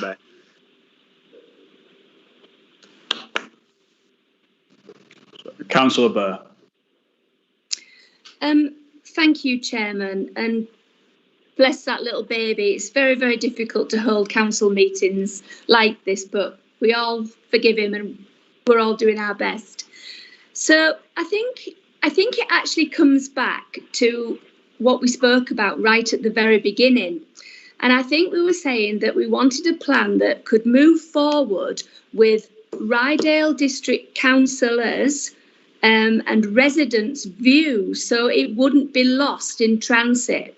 And I think what we're trying to do probably, and I don't know if everybody's getting this, but we're trying to strengthen. That's all it's about. It's about strengthening. And I think that we really, really do trust our officers, because they have done a phenomenal job. And there is constraints on some sites, and I'm not on planning anymore, but our officers bring those constraints to the members' attention, and we work through those.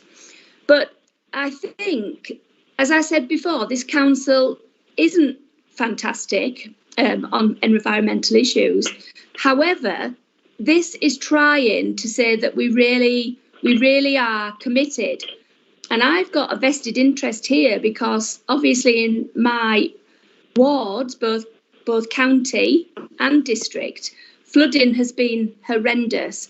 And if I can put anything in this report, or a report, to try and alleviate or help, then that can only be what I was elected for, to actually try and help the residents. So again, I don't think it should be controversial. It's not political. It's just something that is strengthening. And it is not our fault that we are being told that we have got to reorganise and we haven't got long and we must do things quickly. It's the government. That's the government telling us what we've got to do. So I think it's just looking after Ryedale District residents' interests and just doing our best. And I'll hand over to Councillor Delaney now. Councillor Delaney, just to come back in. Thank you, Councillor Barr. I knew that had happened as soon as I started speaking. She was fast asleep and then wakes up, so apologies, everybody. Sorry, where I was going is, I think that there is obviously a collective will for everybody in this council to move us towards a low carbon and renewable solution. I think the issue I have with it, and it crops up every time we have one of these, is that we try to, or certain people try to sort of circumvent the policy, and we end up sort of trying to shoehorn certain elements into a policy. And I think, unfortunately, what that does is it actually undermines a lot of the good work that the officers do. And I think I personally find it quite insulting that we have to do this, as we don't believe that our officers are already on with this or are already aware of the procedures. So, I mean, we've had it once before where I think we were talking about mending a roof on this committee, and somebody put forward, well, can we put solar panels on there? It was an internal roof. So it's not feasible. It's got to be done, in the correct manner, and it's got to be done with the due care and due thought behind it. So, yes, fully supportive of renewable technology, but not making policy like this. Thank you. Councillor Arnold, do you wish to come in? Yes, thank you. I'm always supportive of renewable energy. That's why I like to see trees growing, because they suck up the carbon dioxide. But I feel that I listen to our officers, and I feel that our officers are saying this at the moment, this is not the right thing to do. And so I will not support it. Thank you, Councillor Arnold. I'd just like to make some points here. I think it's very important points to make, which is we are here tonight to establish the process for reviewing our local plan. We're not here to determine the content of our local plan. We've set up a working party for that purpose, made up of every single group on this council. I don't think I could be any more reasonable than that in terms of saying that every group should be involved, every group should have a seat around the table to put their views forward so that we can do this properly and democratically. Unfortunately, Councillor Clark, supported by Councillor Andrews, I think supported by Councillor Burr, they wish to put forward and put something into this plan before the review has started. That is not the way in which this should be done. That is not the way in which we should make policy. Councillor Clark is saying that this cannot wait. We need to do this now. And that means that he's not taking the democratic course of action through the review process. He is wanting to dictate policy. Councillor Clark wants to set the policy of the review, and we may not know whether that is legally possible, legally questionable, the best thing for us to do on balance. We haven't spoken to our residents, we haven't consulted our residents, and we heard from our officers there three very important things, which was around evidence collection. No evidence collection has taken place. We've heard about discussion and debate with the public. No discussion and proper debate has taken place with the public. We've heard about viability testing. There's been no testing in terms of viability. This is not the way in which we should set policies. There's token gestures of trying to shoehorn words in to a perfectly good timetable, perfectly good framework for going forwards. And what really, really frustrates me is when members of this council say, thank you very much, officers, for producing a report. This is really fantastic. And then when one person pipes up with something which makes no coherent sense whatsoever, they say, actually, yes, I'm going to support that. And the reason why they support it is simply because they see that as being a challenge to myself personally or the Conservative group. It is not about that. It should not be about that. This is about making sure we do things properly. This is not the way to do things. I wish that we would avoid going down this track when there has been such strong consensus that local plan working party would get here. It's now 8:05. There's multi-million-pound projects left to discuss, and this is the way that seemingly people want to do things, and it's not the right way, the fair way, and does not serve our residents to best effect. We are not serving and supporting our residents by this course of action. Councillor Frank.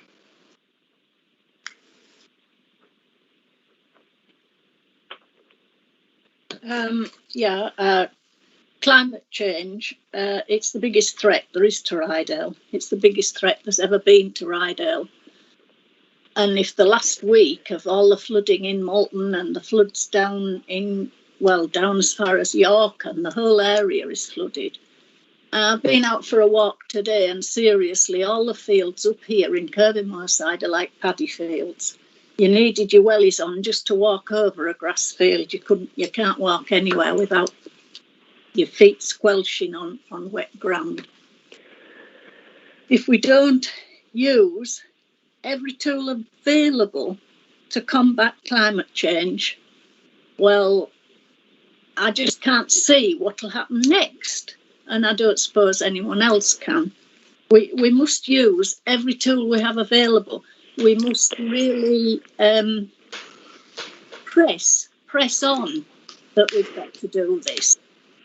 And for you to say, Keane, that voting against it would be voting against you and your group. You and your group are not bigger than climate change. Thank you, Councillor Frank, for your comments. I think I will return now to Councillor Clark. I shall ignore the ill thought out and other strange comments. Multi-million pounds, you said. What on earth do you think that runaway climate change is going to cost? Multi-billion pounds. And all this does is ask to go into the consultation what the amendment proposes. It isn't making policy now. It is asking for these proposals to go into the consultation for the review. And if it doesn't go in, and we don't do this lot, when are we going to do it? 2028? If there's no changes to the council? Somewhere between 23 and 28 if there's a unitary? And we will have been heading up to 10 years since we started on this time round. And heading towards 20 years since all these issues were raised. So, yes, we can leave it. And I thank young Delaney, not the councillor, but the young Delaney who participated earlier, because it's their future that we're talking about. When we haven't done it and people look back and say, oh dear me, what a shame, but the planet is not going to last now, and we're going to have to live underground, and we're going to be in a superheated desert, and there isn't enough water other than from desalination plants. They look at our generation and just shake their heads in total disbelief.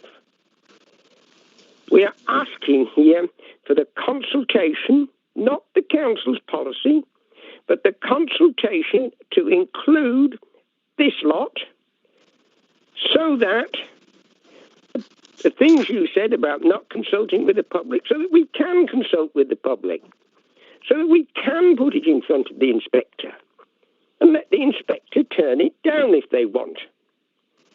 But if we don't put it forward in clear-cut words into the consultation, then we will have words like viability testing will come out. And we could do it on some sites. And we want low carbon. No, we want zero carbon, negative carbon, and we want this lot, and we want it several years ago, not several years into the future. And I'm very disappointed that the Conservatives appear, I only use the word appear, because there's only two of you spoken, plus the totally independent Tory, appear to be opposed to it, their own policy. Thank you, Chair. Thank you, Councillor Clark. Can I just say one thing before respond to that, which is that if we are referring to people, can we please refer to the names of their formal groups on the council? I think that's the right and formal thing to do. And Councillor Arnold is a member of the Ryedale First independent group. Just in terms of responding to some of the comments that have been... How did you know it was Councillor Arnold? Well, in process of elimination by way of the people that have spoken, and given that you mentioned, presumably not your own group, Councillor Clark and the two Conservatives, I just think that's the right thing to do. Anyway, moving on. What I think is important to recognise here is this is not about climate change and who wants to do more to protect the environment, who wants to do more to improve the grave situation that climate change is presenting. This is about the local plan review and what we can do in the time that we've got and what legally we can do with the powers at our disposal. And I think it's very clear, Councillor Clark, that what you put forward is not very clear whatsoever, because in the way that you've presented it, it is not that this be considered, it is that this is how planning applications will be considered going forward. And the way that it has been written, I feel, has the power not only to paralyse the review process which we put forward and mean that we don't make the process which we want to properly on the basis of all of the evidence and that may come before us, but could also paralyse decision making around planning applications. I think what I would say is that when you're losing the argument, you're bringing in babies and young people and the next generation. You're also bringing in the scare tactics, the scaremongering stories about living underground, living underground and in a desert. And that is not the way in which we should be debating and discussing the way that we review our plan. I think perhaps Chair, I don't object to the way you debate. You don't object to the way I debate. Perhaps, Councillor Clark, you are touching on some of the frustrations which all members of the council might have around the powers which we have as a local authority. And you know, and I know, and everybody knows that they are quite limited. And we can work within the parameters that have been set by the national government. And clearly, perhaps there is progress to be made in that area, but we can only work within those parameters. And it is on that basis that I want to do a proper, thorough and democratic local plan review where all members of this council and all groups can be involved through their representatives on the working party. That is the proper and fair way to go about it, not to have debate at committee. We've designated a working party expressly for the purpose of ensuring that we can thoroughly and properly debate at that level the issues which face the district, the wider county, the wider country, the wider world, and how we can play our role in terms of devising policies and development which helps to deal with some of those challenges going forward. So I won't be supporting what's being put forward.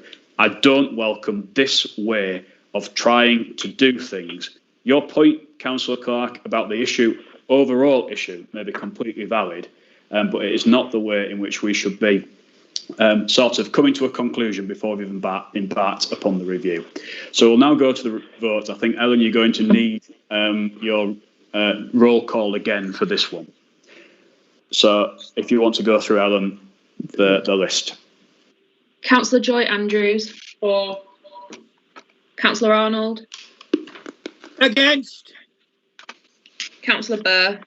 For. Councillor Clark. For. Councillor Delaney. Against. Councillor Dockwra. Against. Councillor Duncan. Against. Councillor Frank. For. Councillor Graham. Against. And Councillor Ryedale. For. Am I right in thinking, Ellen, the maths is that 5-5 again? It is, yes, Chair. Okay, so Chairman's casting vote is that the amendment does not proceed. My vote is against. So I'm now going to go back to the substantive motion and go to the vote on that item. So I think you might need your roll call again for this one. So this is in the substantive motion, the recommendation as listed on page 31. Councillor Joy Andrews. Abstain. Councillor Arnold. For. Councillor Burr. For. Councillor Clark. Abstain. Councillor Delaney. For. Councillor Dockwra. For. Councillor Duncan. 4. Councillor Frank. 4. Councillor Graham. 4. And Councillor Ryedale. Abstain. The Chairman, numbers that's there, 7 Rowan. votes for and 3 abstentions.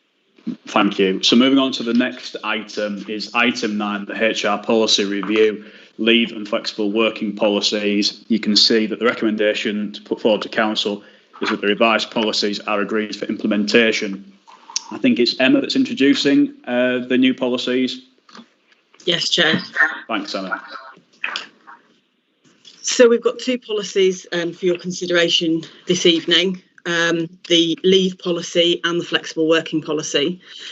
Both of them have got considerable revisions to them. The leave policy brings lots of information into one place rather than the numerous places it was before. And as always with the new policies, it covers the statutory legislation that we need to abide by and reflects the information that's also in the collective agreement. You can see from the documentation the differences between the old policies and the new policies. It should be noted with a leave policy that the maternity, paternity, adoption, shared parental leave, etc. will be under a separate family leave policy, which is currently in draft. For the flexible working policy, again, we're following statutory legislation, but actually in this case going one step further and giving the right to request flexible working as a day one right to staff. We've also got the right of appeal in there and the process that both staff and managers need to follow when a flexible working request comes in. With the fact that these policies have to or would normally last us for 3 years before revision unless there's any legislative changes, we do not want to, one of the considerations that we've looked at and we've been asked by Unison is about home working in the current climate. So just for clarification, we have followed the statutory guidance in terms of what we need to do, but we don't want to tie ourselves up in knots with this because this policy is intended to last us for 3 years, and hopefully in 3 years' time we will not be in this situation and we'll be in a better place. So while ever home working is part of flexible working, we're not addressing the current situation of everybody having to work from home specifically within this policy. Also, just to state, obviously the page numbers, dates, etc., hyperlinks will all be added afterwards, and full union consultation has taken place with both of these policies, and Unison are in agreement with these policies. Okay, thank you, Emma. That's useful. Are there any questions for Emma on the policies? No. Yes, Chair. Sorry, I've got one or two. Thank you, Emma. It's about time this lot was reviewed, and it looks pretty organised and fair and efficient to me. I've just 1 or 2 questions. 11. No, at the beginning somewhere it says this is a consultation and we are decision making. If we make changes tonight, presumably then so it'll be a consultation and we'll go back to the other consultees to take on board what changes we have proposed, will it? If there are significant changes, yes, we would need to go back to Unison. Yeah, okay, I was trying to work out how it could be a consultation and a decision, and you're saying it's a decision if there aren't any serious changes. Okay. Yes. Antenatal appointments, 11.2. I know someone very well recently has been through, I don't know, a dozen antenatal appointments. And you get the entitlement is time paid for all antenatal appointments applies regardless of the employee's length of service. That's good. Paid in time is only sent to fathers and whatever to stand up to 2 antenatal appointments. And normally that covers them where there's a need for them.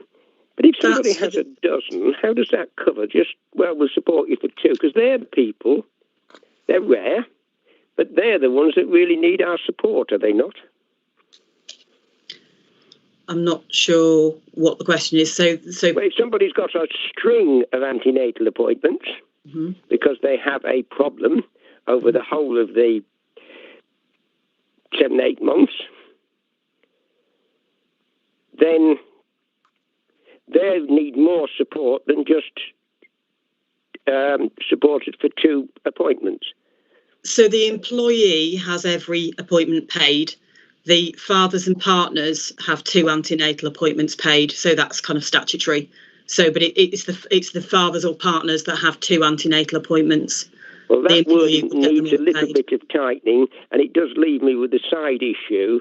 If you have somebody who has a serious problem, I would have hoped that we would have been able to say to somebody, go to a 3rd and a 4th rather than take off annual leave.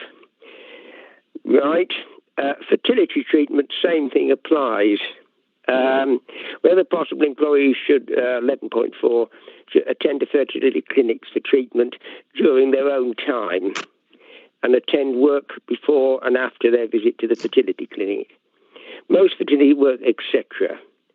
I just wonder whether we're being generous enough there, not enough to move an amendment, but the pressure when you listen to somebody like, can't remember his name, Winston, the fertility prof, and the traumas that some households go through is massive. And they probably need pastoral support from their employer far more than a lot of people need for a lot of other things. Attending court as a witness, page 12.6. A maximum of 2 days paid leave. Why is it put down as a maximum? Because if you are a witness in a serious court case in Manchester, you turn up on the first day and it's adjourned. There's a day gone because it's 12 o'clock plus by the time they tell you it's adjourned. And then you go for another one and you're up on the next day, but you've sent in for the first day and you don't appear as a witness until the day after. And if they've got evidence that they're called as a witness, I can't see why it's limited. What's the reason for it being limited? The fact that it's public money would be our, in terms of trying to get a balance of what we can afford as an organisation for we're looking at a plethora of leave options for staff. So we need to be fair and equitable. We need to be reasonable. There's no legal requirement to give anybody paid time off. No, I understand that. I understand that. So what do we suggest they say to the judge? I can't afford to come anymore. Goodbye. My employer limited me to 2 days. I've had me 2 days. Goodbye. I think they're only a witness. They've been dragged into this job. I think, Councillor Clark, you heard there Emma's answer initially about the legal requirement. There's no legal requirement for. I understand that. I'm talking about good management here, and I hope Emma is as well, not the legal requirement. I can't see why it is limited to 2 days, because if somebody's got something more serious, it may be more, and lots of cases will be half a day as a witness or whatever in the local court. Was there anything else, Emma, you wanted to say in response to that? Yes, thank you. Sorry, not you, Councillor Clark. I haven't questioned your questions. No, sorry, Councillor Clark. 12.7. Councillor Clark, the questions are supposed to be succinct, and I was giving. I've given a succinct. I asked a succinct question. Next and final question, Councillor Clark, because Councillor Graham is indicating.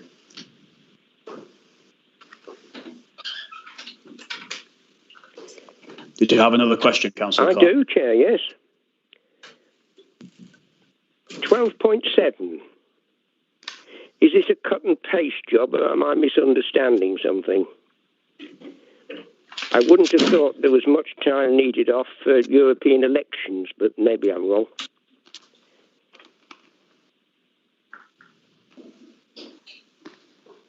I think that can be picked up.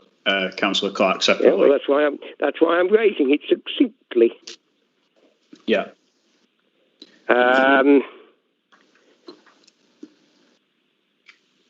Going on, I've got other questions, but you were going to Councillor Graham.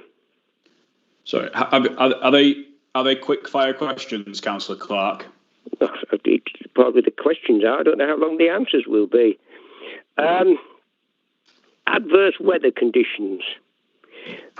And this is a real spin round on the way we're working these days. If adverse weather conditions occur and you're unable to get to your normal workplace or advised by the police not to travel, then you should work at home if possible. Well, for all our bin men, that's probably not possible. If you do not feel confident to travel, then try to arrange to get in to work by car sharing. If you are snowed in, you can't get in. So what do we say? No pay? I think the answer to the question is actually in 6.2. So the majority of staff can work from home. We've proved that recently. Yes, but I'm saying if you're a bin man, what do you do? I think we need to consider each case on its merit, don't we? We don't want to be tying ourselves up in knots, as I've said before. No, I'm not suggesting we do the policy for bin men. I'm just saying if it's a bin man's job, can't work from home, can't get into work, what happens? I think, Councillor Clark, some of the questions you're asking at the moment, they are answered within the paperwork. And on that basis, if there are points you are wanting to make during the course of the debate, I think that would be more appropriate than asking sort of a series of questions about things which you may or may not agree with within the document. No, I'm asking if you can't work from home and you can't get in because of weather conditions, what happens? That's a question. It's stated within the policy that, as written, there at the moment, the answer is there very clearly as to what should happen in that circumstance. 16.2. So I think you've had the answer. I'm going to move on, Councillor Cox. You've had a series of questions. I'm going to go on to Councillor Graham. I think I've been more than reasonable there, Councillor Clark, with the series of questions. You finished. Chair, I've asked my last question. Thank you, Councillor Graham. Did you have a question? Well, yes, I suppose I could frame it like a question. And that's why we're having to be reduced to listening to this. Our officers come here, they present their work, they are reasonable and patient about answering questions. And then they're treated as if it was the Spanish Inquisition. I think some of these questions that have been thrown, and not in a very nice manner, are unnecessary, probing far beyond what we need to do at this present moment. Okay, thank you. And to me, it just gives the impression of someone who's saying, look at me, aren't I clever? Okay, thank you, Councillor Graham, for that. I'm going to take that as more of a comment than a question. Are there any further questions on the policies for the officer? Councillor Burr. Thanks very much, Chairman. Very disappointing that Councillor Graham thinks that... Sorry, Councillor, I don't want to get into a debate around questions. I will just want questions, please, to the officer. I don't think that comment should have been... We've all got things that we need to... What I will want to do now is people to ask very short, succinct questions that are relevant to our decision-making as a council this evening. So if people have a question, we will ask those questions. Councillor Burr, please ask your question for Emma to answer. Thank you, Chairman, but I would just like to state, as an elected member... Councillor Burr, Councillor Burr, I would now like for everybody who is a member of this committee who wishes to ask a question to indicate and then ask the question, please. I don't want to get now into a debate because I think we're descending into that. All I want is questions to the officer so that the officer can respond. I had 3 questions to ask, and I don't think that they're trivial. I think that they're very important. First of all, a lot of work has gone into this. Thank you very much. And my questions are, have Unison agreed on all these policies? And when will the draft policies that you mentioned be coming to committee? Thank you. Yes, Unison have agreed to all points within both policies. The further policy on family leave is being drafted at the moment. It will probably take another few weeks. I would expect it to be coming to May's P&R. Thanks very much for that. Thank you. Are there any further questions before we move on? Okay. Okay. The hand raised. Sorry, I didn't see that, Councillor Frank. Please ask your question. I'm really not quite sure whether this should be a question or whether it should be. I think if in doubt, then Councillor Frank, I would say put into debate. Is it a question which requires an answer from the officer to guide our decision making this evening? Kind of, but I think it needs I'm going to take that as a no, and I'm going to move into well, thanks debate. for that. Thank you very much. Obviously, I'm not criticising other councils. If you aren't criticising other councils, that's great. Thank you, Councillor Frank. Okay, moving on. The recommendation then is very simple, that the revised policies are agreed for implementation. This is a recommendation to council as a Part B item. I'm going to move that. I don't know if there's a seconder. Councillor Dockra, thank you. We'll now go into debate. Does anyone wish to speak for or against the recommendation? Councillor Frank.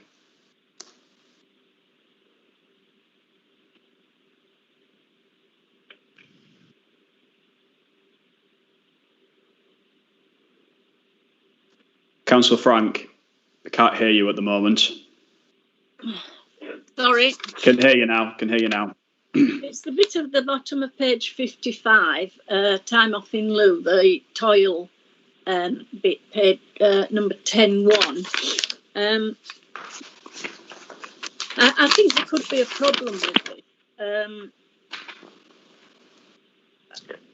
If you've got time off in lieu rather than paying any overtime, and you haven't got provision, there's no provision to pay any overtime. And if you've got that situation, I think there really must be some provision to pay overtime within this in certain situations, because perhaps particularly with the refuge collection team, but with other teams as well, but particularly with the refuge collection team, there could be left with a shortage of staff. If, say, 2 men had left, or even 1 man's left, and a couple are off sick, then other members of that team are going to have to pick up the slack and do the overtime to get the bins empty, because they've got to be done. You can't say, well, I'll do them next week, or I'll do them on following Monday or something. They've got to be done. Now, if you've got time off in lieu for overtime that you've done, and then a fortnight later, your 3 men that have done the overtime say, right, we want our time off in lieu, that leaves a shortage of staff again in a fortnight's time. It's sort of self-perpetuating, if you see what I mean.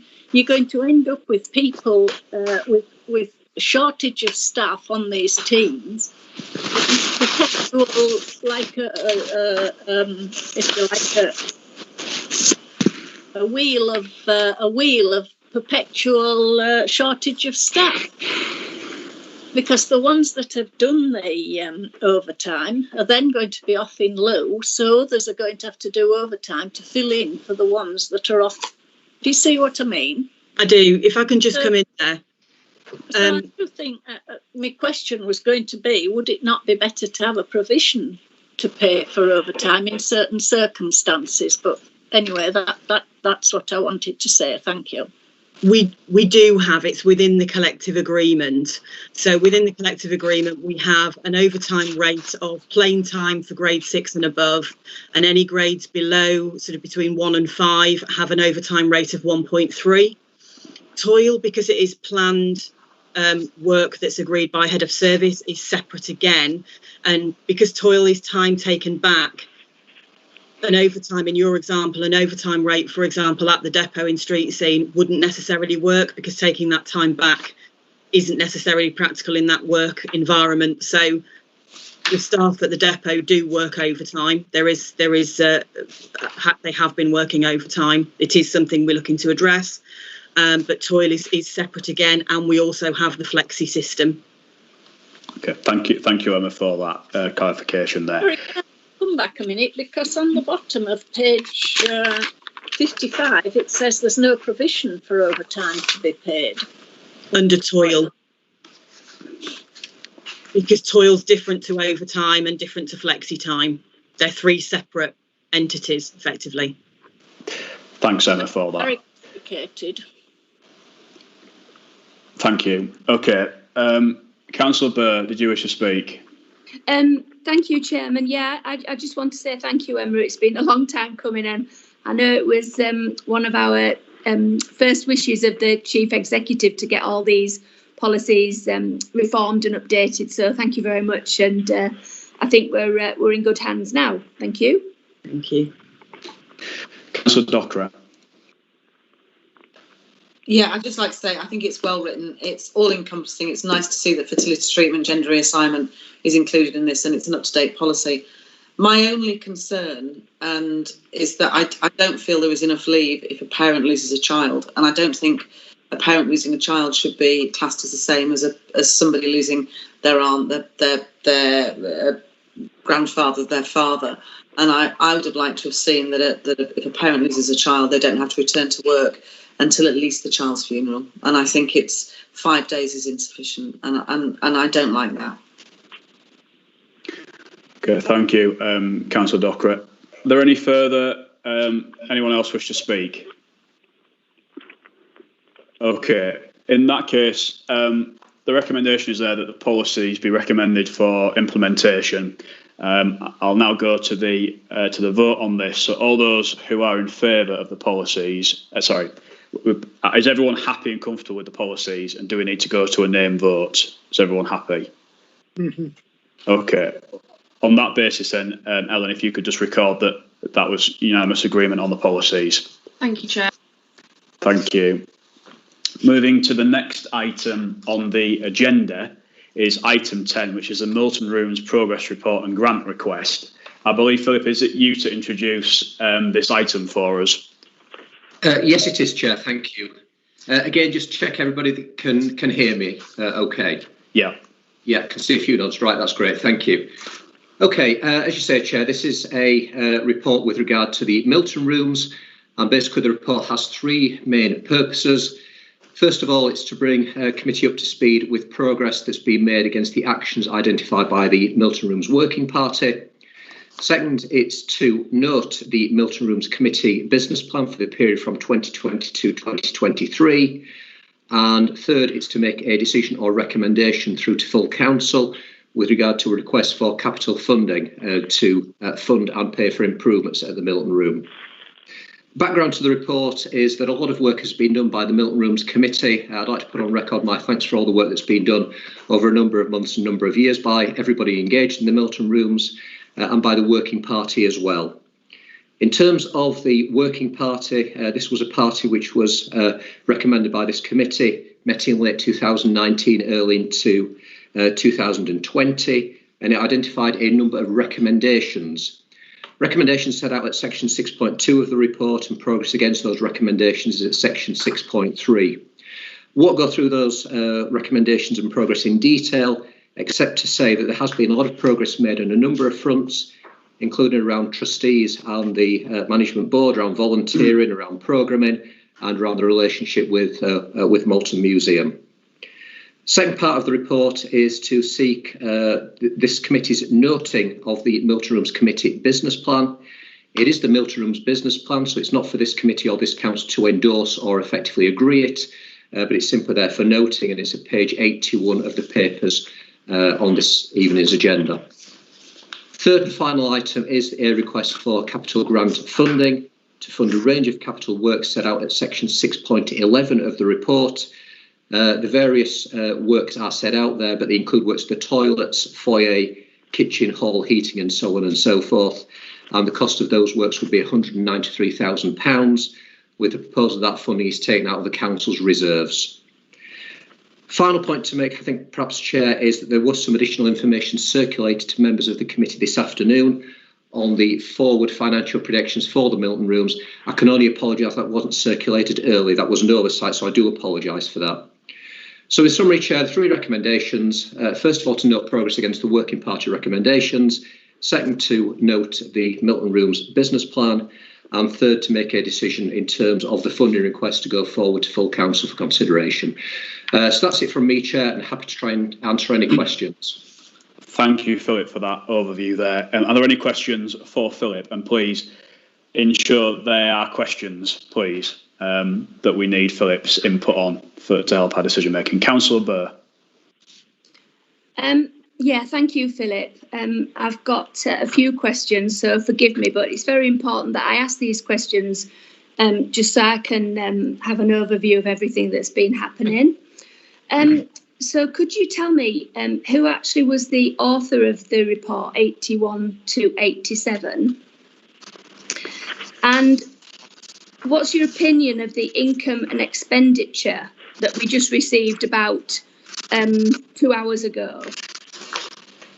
And have you got any full plans that you can either explain to us or show us or send us?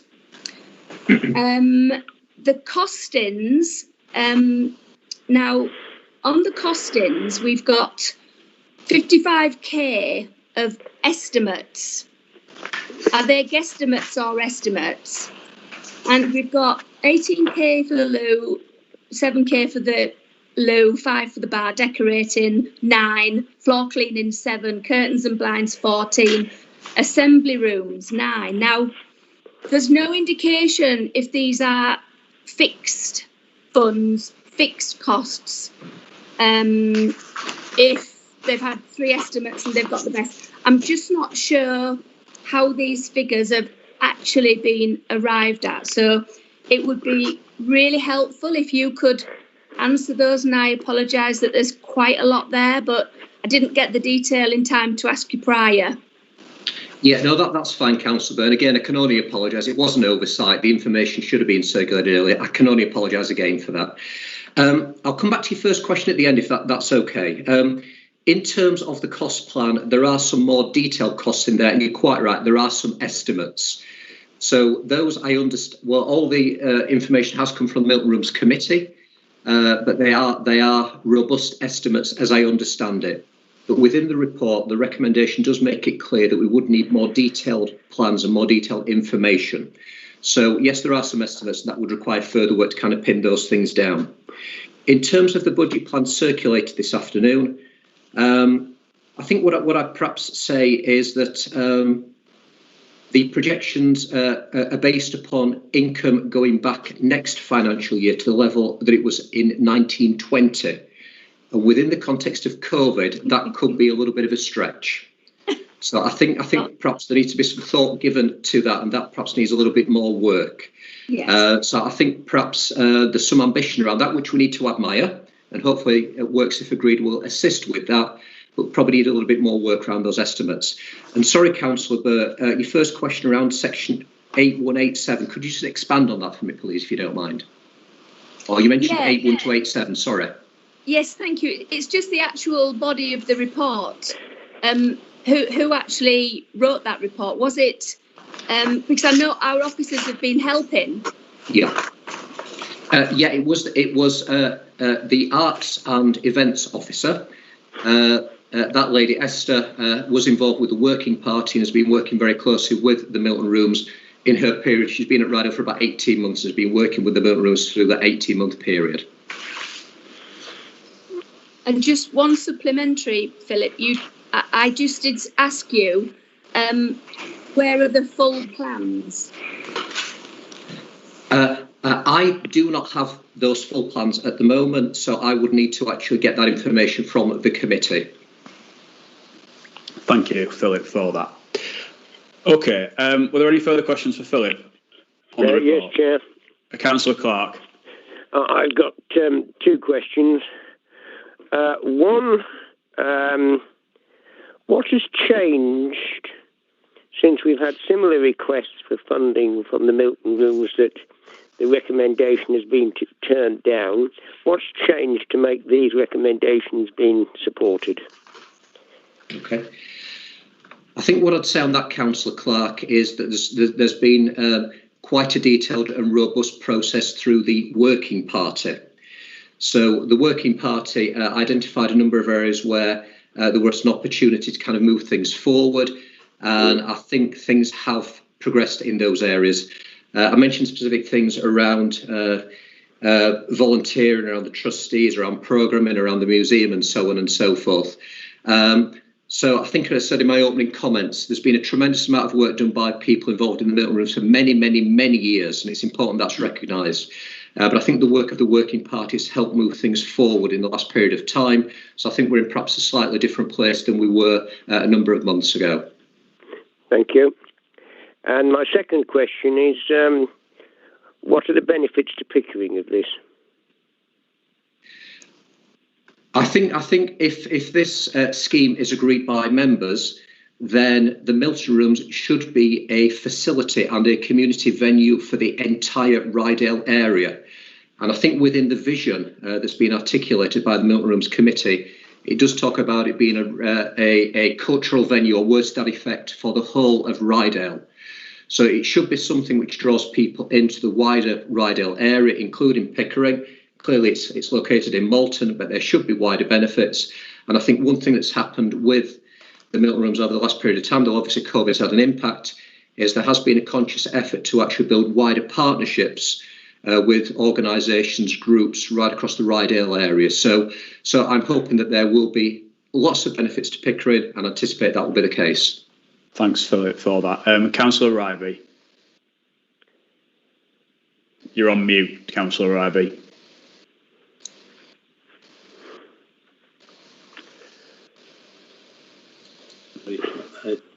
I apologise for being muted. Could you just confirm to me that the Milton Rooms is not owned by either Malton Town Council or Ryedale District Council, but is on a lease? And could you tell me how many years left on that lease remain? And could you confirm to me that the rental charge for the use of the Milton Rooms is zero, or what is it, please? Right. In terms of the first question, Councillor Ryby, the District Council RDC has a head lease on the Milton Rooms. It's an extremely long head lease. I think there's about literally 950 years to go, or something to that effect. So it's an extremely long head lease, which effectively makes it, I suppose you could argue, a freehold. So very, very long leasehold, but it is held by the District Council. And I'm sorry, the signal cut out. I didn't hear your second question. Is it possible to repeat that, please?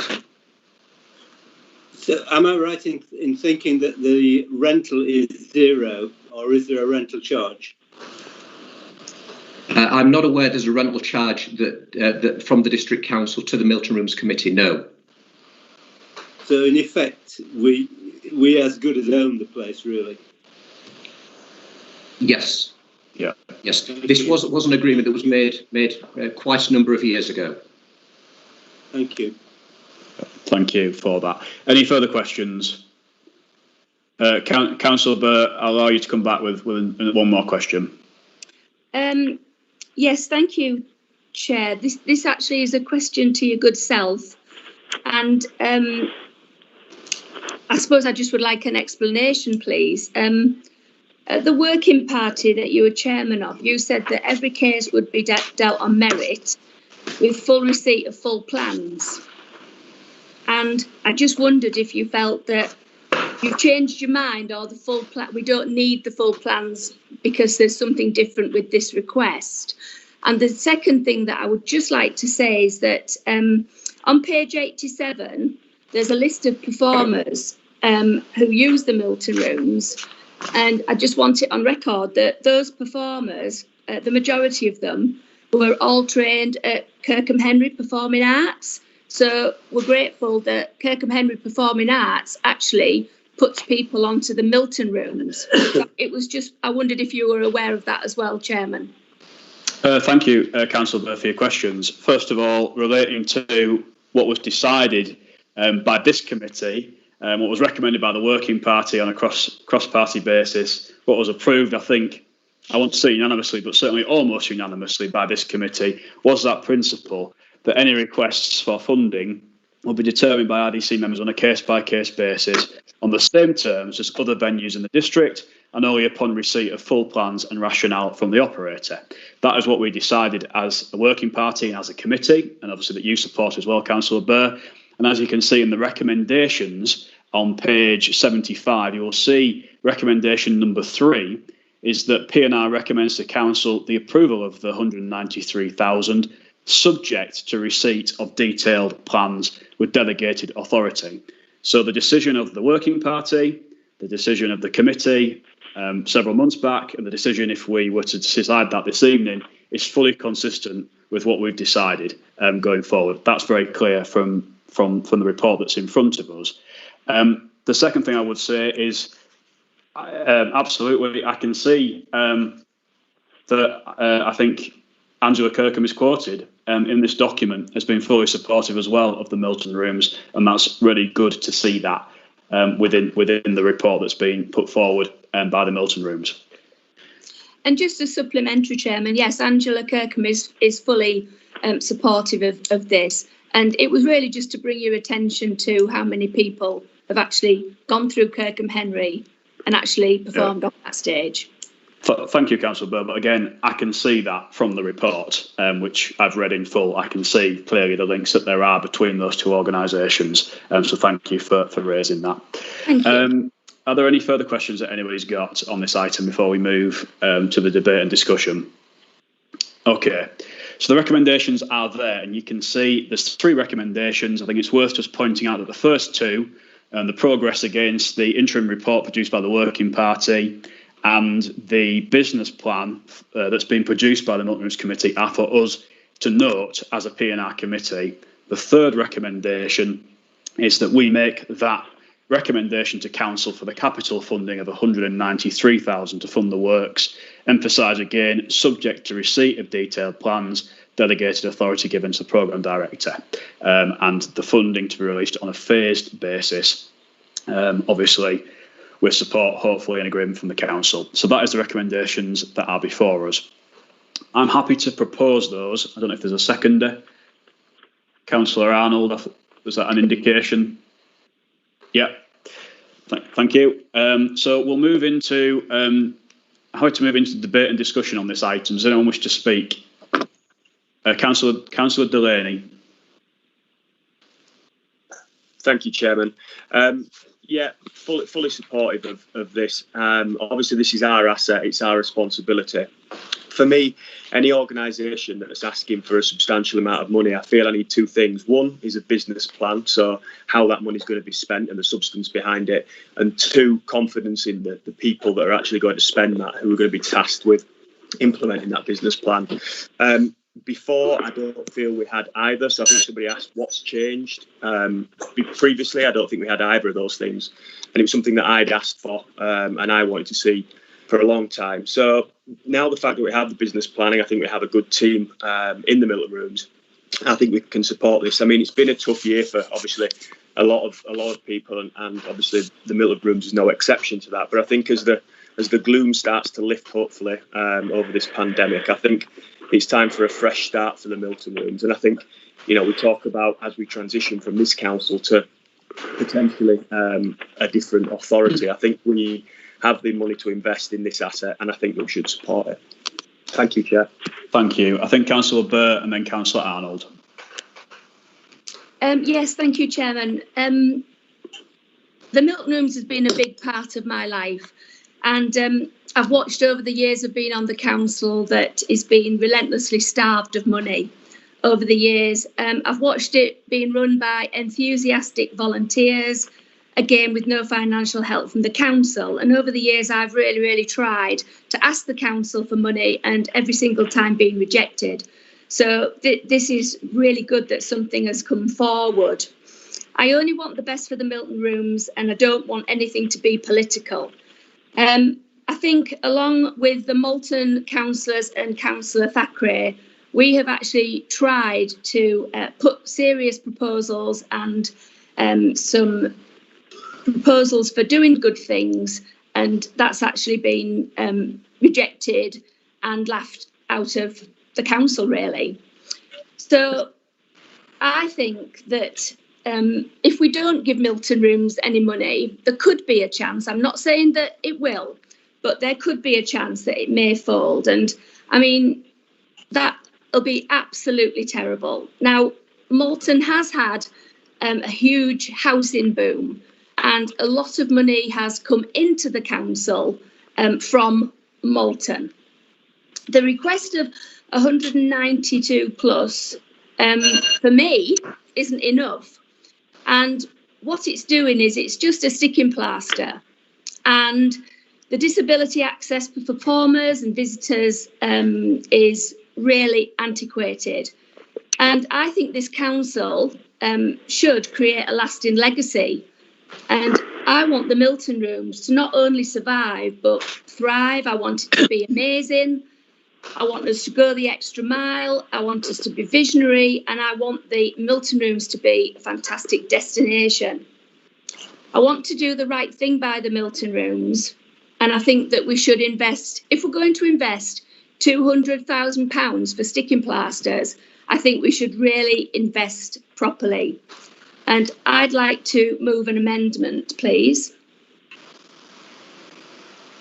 Do you want to? Sorry, Councillor, your amendment, please. Yeah. Yeah. So Ryedale District Council will ring fence £500,000 out of reserves to turn the Milton Rooms into a multifunctional, multi-usage art/dance destination in Ryedale for all Ryedale residents.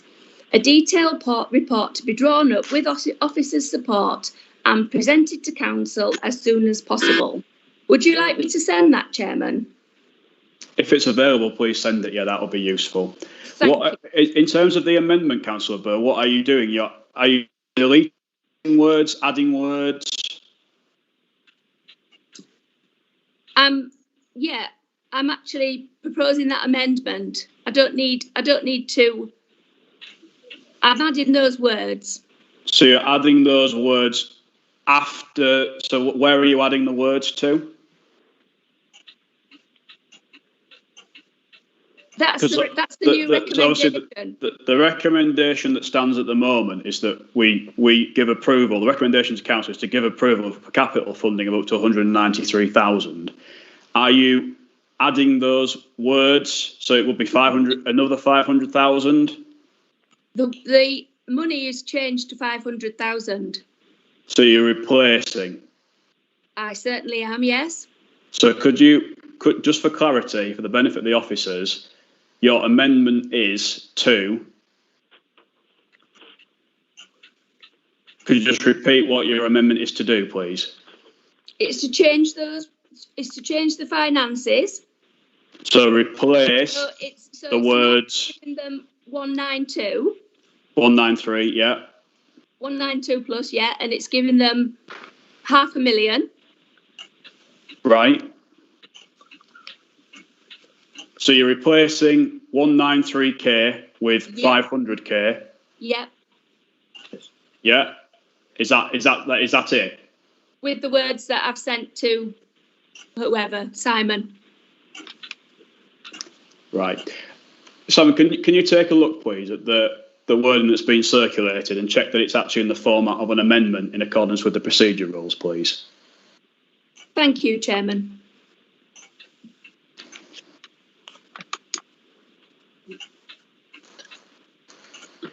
Chairman, I've got the amendment here. I can read out what it says and then maybe advise how it can be applied to the motion as stands.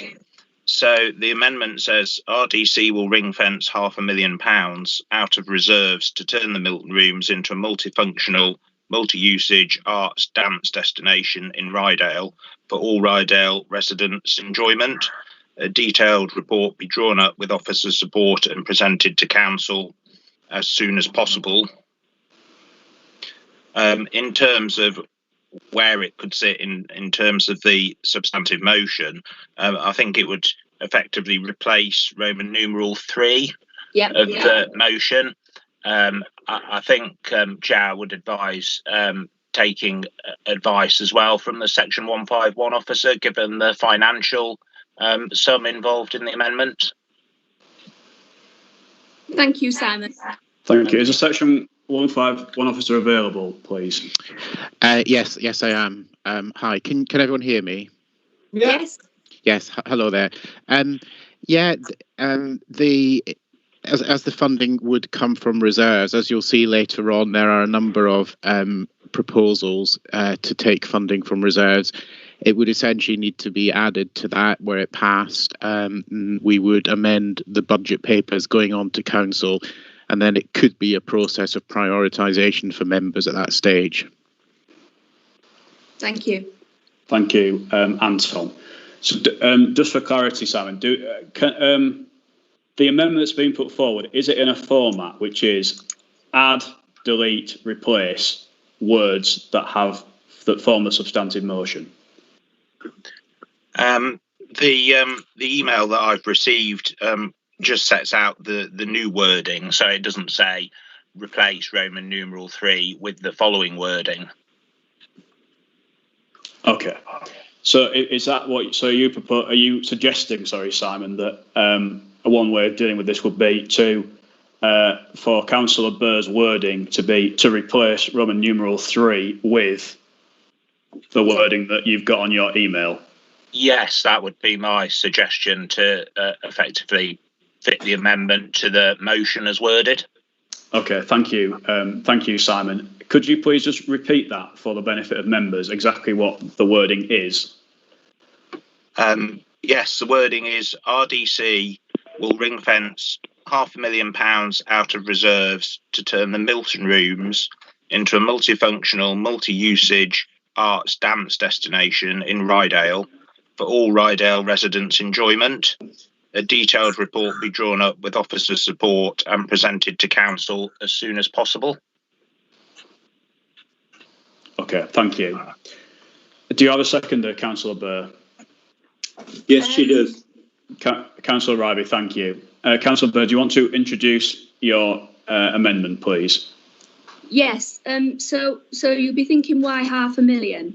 Because, like I said, we need to continue with the Milton Rooms and make sure that it does actually survive, and it is actually fit for the future. We've got an extremely long lease on the rooms, and the Fitzwilliam wouldn't want to take it back. Financially, if we gave them it back, it would be disastrous. So the motion ensures, as I've said before, that we're not just putting a sticking plaster at the Milton Rooms. We're not just getting some new lights and getting some new curtains and getting a few new steps, but we are actually really believing in the Milton Rooms. We need to bring it so that it's fit for the 21st century, but it needs to be fit for beyond that. And we need some drastic changes. We don't need a few changes.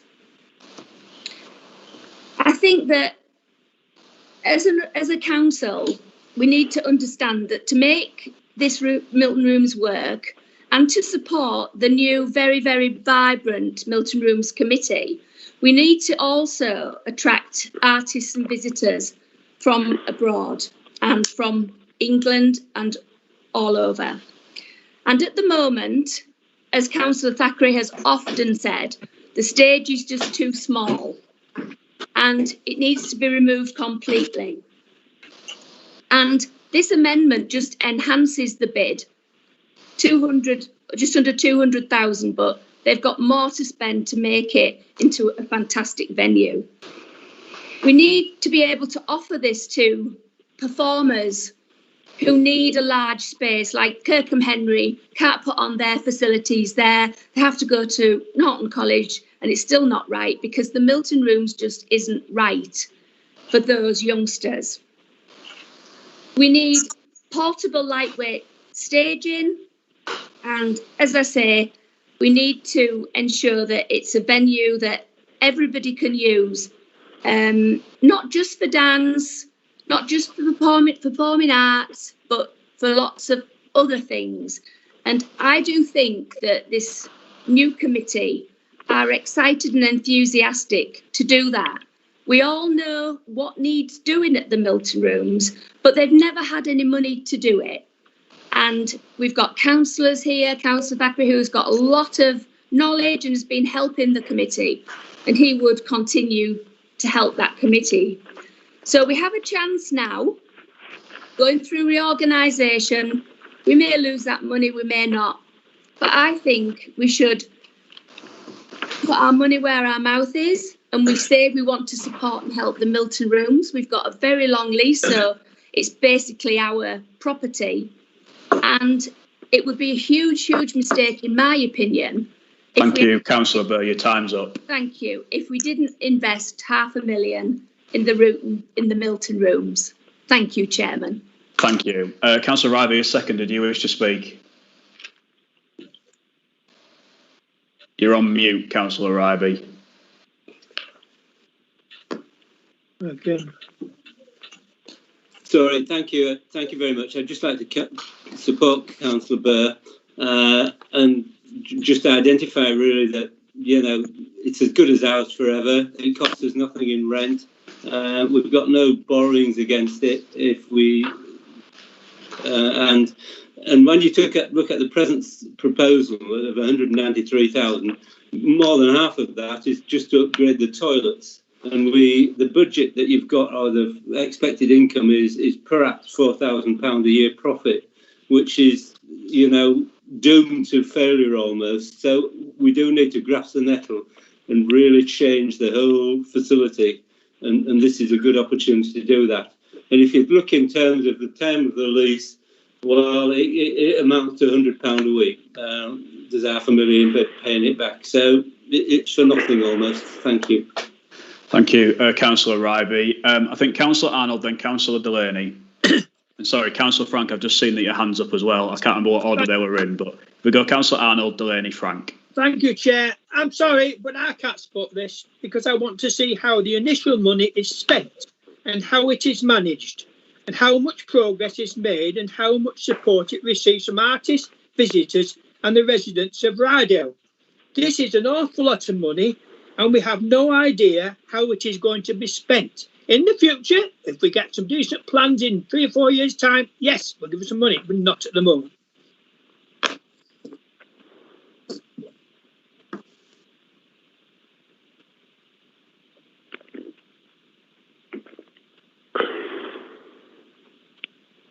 I think you're muted, Councillor Duncan. Is it me? Sorry, Councillor Delaney. That's fine. Thank you, Chair. I think it was Councillor Burr, I may be wrong, who sort of initially questioned the figures, and she asked if there were estimates or guesstimates at the beginning of this item. I mean, I would ask the same questions. What is this £500,000 for? Is there any substance behind it? For years, we've obviously asked for a detailed business plan, and now we have one that's got costings. It's got a real identifiable way forward for the Milton Room. So I think for me, I can support this initial £192,000. And as Councillor Arnold said, let's see how it's delivered. If it's delivered successfully, if it works, if it benefits the residents of Ryedale and it allows talent to develop, then I would have absolutely no qualms about supporting a further investment. But that further investment will have to be done, once again, with a detailed business plan. We're not talking about small sums of money here. We're talking about 200,000, £500,000. So I think we've made a huge step forward tonight. We've got a detailed business plan. We've now got a group of people in there who I think Councillor Burr's alluded to, experienced, talented people who we can get behind and hopefully we can trust to deliver this programme. But let's implement it in phases. Let's support them with the 192,000, and then, if successful, then let's build on that and come back with a report, and we can hopefully deliver more for the Milton Rooms. I think that's the most sensible and logical step for this council to take. Thank you, Chair. Thank you, Councillor Delaney. Councillor Frank, then Councillor Dockery. And then yes, please, Chair. And then Councillor Clark. Yeah, I agree with this. £500,000 is a lot of money. obviously Lindsay said it would be ring fenced and out of reserves. I would like to know what would happen to our reserves after the reorganisation in 2023, because I've heard it said by councillors, quite a few councillors, that we ought to spend our reserves prior to the reorganisation in 2023. Otherwise, it'll get disseminated to goodness knows where, probably Selby or whatever. It'll get taken away and used in other areas. And it would be quite nice to spend our reserves or make use of our reserves for things here in Ryedale. I was surprised when Lindsay said the stage wasn't big enough, because I went to Starlight Express, which was performed by the children of, I'm not quite sure, I don't think it was Kirkham Henry, but I think it was one of the Malton under 16 performing arts groups, and it was absolutely amazing. And the whizzed on and off the stage in roller skates and up and down, and it was amazing. So I'm surprised that you said the stage wasn't big enough, because if they can perform something like that on it, well, I don't know how much bigger stage you would need. I'm quite surprised that there isn't a rent on the Milton rooms. If Fitzwilliam Estate haven't put a rent on with the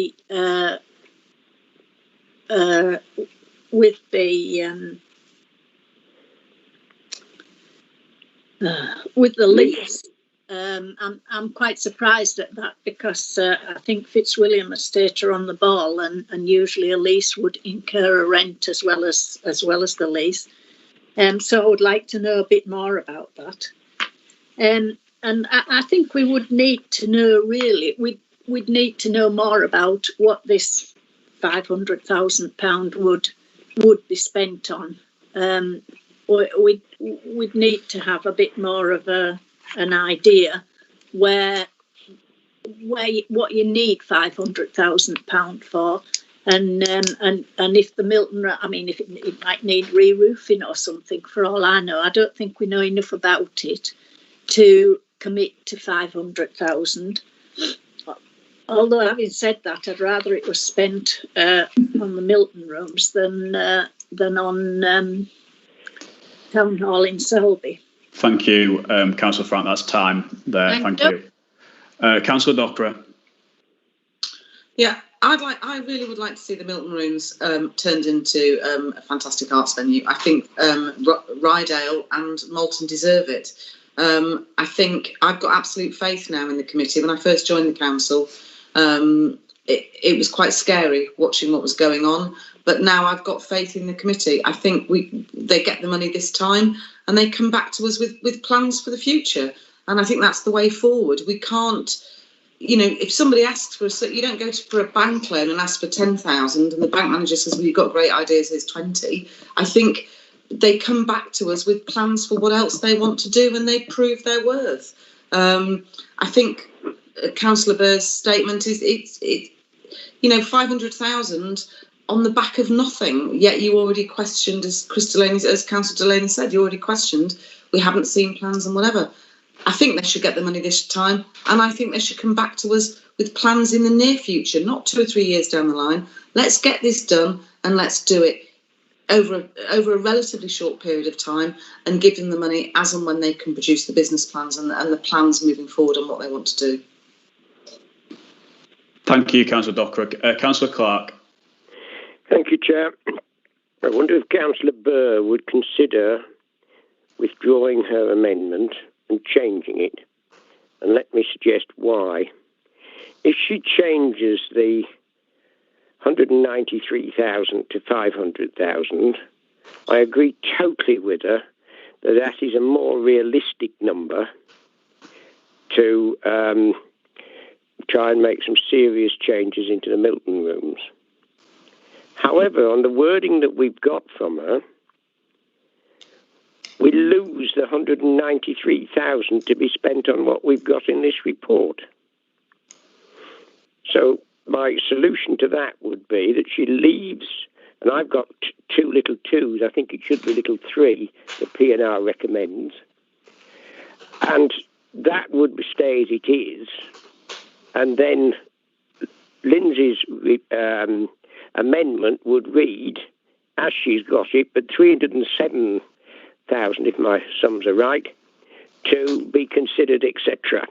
Now, that's not spending it. It's not even committing that we are going to spend it, but it is ring-fencing it for that job. Because 193,000, and I've only been on the council for 18 years, and we have voted every time for money to go into the Milton rooms, because one visit to it tells you that the toilets aren't good enough and the disabled facilities aren't up to the legal standard that we are responsible for. So I'm wondering if she were to withdraw her amendment, and if she can't replace it, then I would move or second an amendment, leave it as it is, the report, and then put in a little 4 to look into, as Lindsay has proposed, the 307,000, which is the difference. Can I just say, Councillor Clark, as chair of the committee, it's been proposed, it's been seconded, it's been debated, and therefore we're going to continue with the debate. The mover of the amendment could withdraw it if she so wished, rather than having to go through the whole debate again and propose it. I'll tell you where we stand on the whole thing as it stands while I'm here. And you've got 30 seconds left, Councillor Clark. Sorry, Chair? You've got 30 seconds left. Okay, I'll stop now then. If you prefer, I'll speak again on the main amendment. On the main motion, I wasn't going to. Okay. Right. Chair, as the mover, I am entitled to... As the mover, you're entitled to now to respond, I suppose, to... I think that's right, what's been said. Yes. I have the ability to respond to that. And if those changes would make all councillors vote for the money to be ring-fenced, then I would accept that. No, Councillor Burt, the way that this works as a committee, and to Councillor Clark, is people propose amendments, an amendment's been proposed, it's been seconded, it's been debated, and we take a vote. We don't speculate and say, well, I'll change this bit if I can get the support overall from all. That's not how it works. It's been proposed, it's been seconded. Chair, where does it say in the Constitution that you can't withdraw an amendment? I mean, I'm happy for Councillor Burt to withdraw it, and then we'll go back to the substantive motion. But then we'll move another amendment. Can I please just get some advice, please, from the monitoring officer, because this makes a mockery of the work we do as a committee. We've had something proposed and seconded. Clearly, Councillor Burt believes passionately in what she's put forward. Leave it as it is, Chair. Okay, thank you, Councillor Clark. So it's been proposed, it's been seconded. Councillor Burt, do you wish to respond to the debate?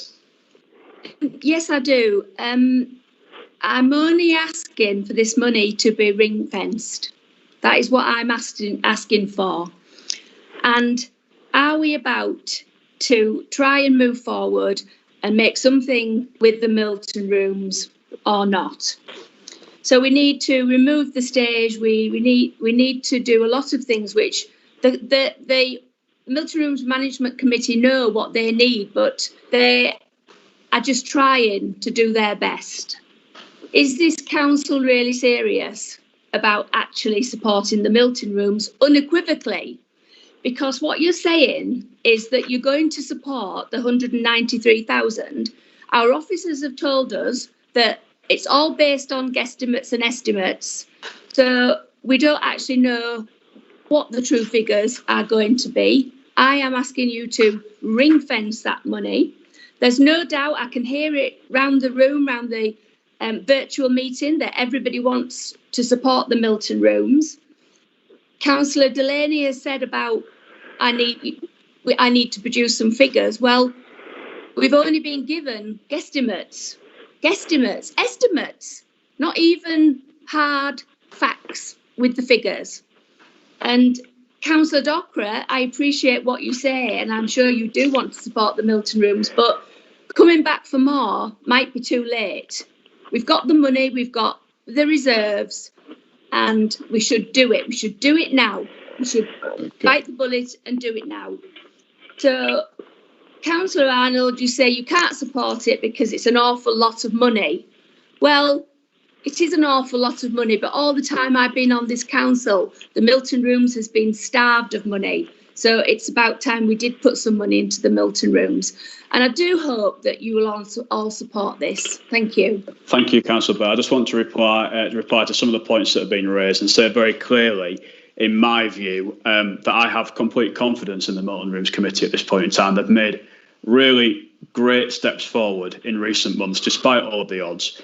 And that means I have faith in them as individuals, but it also means that I have faith in their business plan, their costings and their request for funding.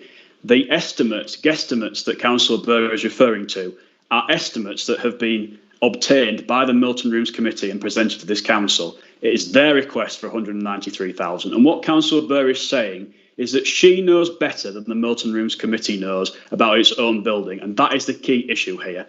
We have said, we've come together, I think, as a council, so we want to give £193,000. And Councillor Burr says, actually, I want to give more money than that, so I'm going to stick my finger in the air and I'm going to come up with a figure of £500,000 because I can't allow 193,000 to go forward. I have to say I will put more money forward, £500,000, with no costings, no estimates, no support whatsoever from the Milton Rooms Committee for the request. She has unilaterally decided what she thinks is best for the Milton Rooms Committee. She's reduced this plan for £193,000 to, quote, new lights, new curtains and a few new steps. And I find that really disparaging towards the hard work of the Milton Rooms Committee. I find that disgraceful attitude to the Milton Rooms Committee and the work that they put forward. We've reached an agreement where our officers are comfortable, our finance officers, our economic development officers, and I think a cross-section of members are comfortable with the request. But no, Councillor Burr has to say it has to be 500,000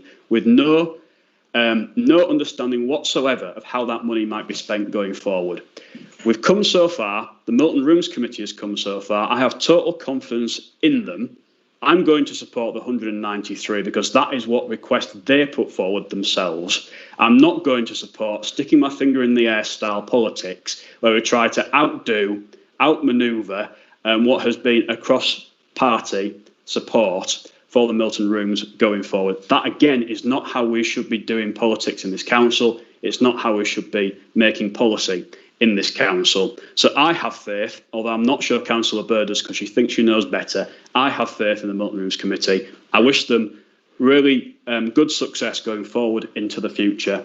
I will be voting against the amendment that's been put forward and supporting the 193, which is realistic, manageable, achievable, and has the support from a cross-party of members on the council. We'll now go to the vote, Ellen. I think you're going to need to do a roll call on this one. Councillor Joy Andrews. For. Councillor Arnold. Against. Councillor Burr. For. Councillor Clark. For.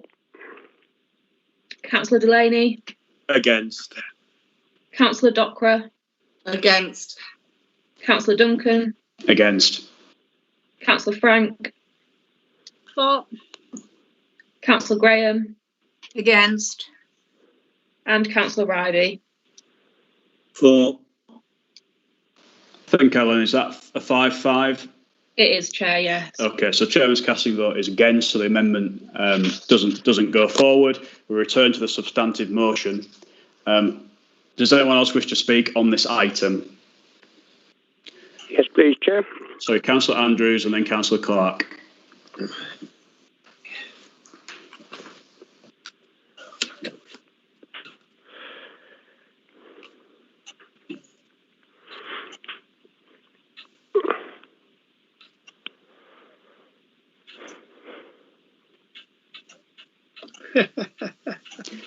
Sorry, Councillor Andrews, you're on mute. Sorry.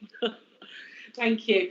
Yeah, I was a member of the Milton Rooms Working Party, and we did have a really good team there that that looked at the Milton Rooms in depth and saw what needed doing, and 193,000 is a welcome amount, and I'm sure they can do a lot with it. I mean, it does go nowhere near to what money does need to be put into the building. I mean, it is a seriously big community asset. It has the volunteers. It's been going for many years. And with the lockdown as it is, I'm sure people will be looking forward to getting back to some sort of normality and even doing things more local in the short term. We in Pickering had a community building that had volunteers and had been running for many years. I'm passionate about community buildings. It was just unfortunate the council didn't see fit to actually buy an asset that we could sell on. Obviously we can't with this one, but I think it's great to see that they've got a new invigorated committee, and they're willing to move forward and get things in place so that this can be an asset for the whole of Ryedale. Thank you. Thank you, Councillor Andrews. Councillor Clark, and then I don't know if the hands that are up are new hands or if they're old hands. But I'll go to you, Councillor Clark. If anyone has raised their hand and doesn't actually wish to speak, could you lower your hand, please? Councillor Clark. Thank you, Chair. Well, it's a good job this is going to full council, because anybody who thinks that in the next couple of years that is what is needed for the Milton Rooms doesn't know it as well as some of the rest of us do in terms of the years of debate. And covering the disability systems and the toilets is an absolute essential. But as we don't have to decide tonight, we can go to full council. My view tonight is that I shall be abstaining on this. And I'll be abstaining on this for the first time on the Milton Rooms. We've voted for it every time. There's been all people from all parties in the past voted against. I shall be abstaining tonight on the simple basis that the logic used tonight fits perfectly to what we were voting on last week, when you all decided, the Tory group and their sidekicks, decided not to support Pickering when it was asking to buy an asset that had been running for 60 years. And here you've got something of a similar nature where we gain no capital gain at all and wanting 193,000. On that basis, we will be abstaining, and we're open to be persuaded when it gets to full council. But it probably depends on your successful discussions in Pickering. Thank you, Chair. Thank you, Councillor Clark. Councillor Arnold, did you wish to speak? And then Councillor Burr. Did you say me, Keane? Yeah, I think you got your hand up, Councillor Arnold. I have, yeah. No, I think we've talked about it long enough. I'm quite happy to support the £100,000. I think it's great to see it go in there. And if they want some more money, let's talk about it later. But I think we've talked about it long enough. Thank you, Councillor. That's a new record, I think, 15 seconds. Councillor Burr.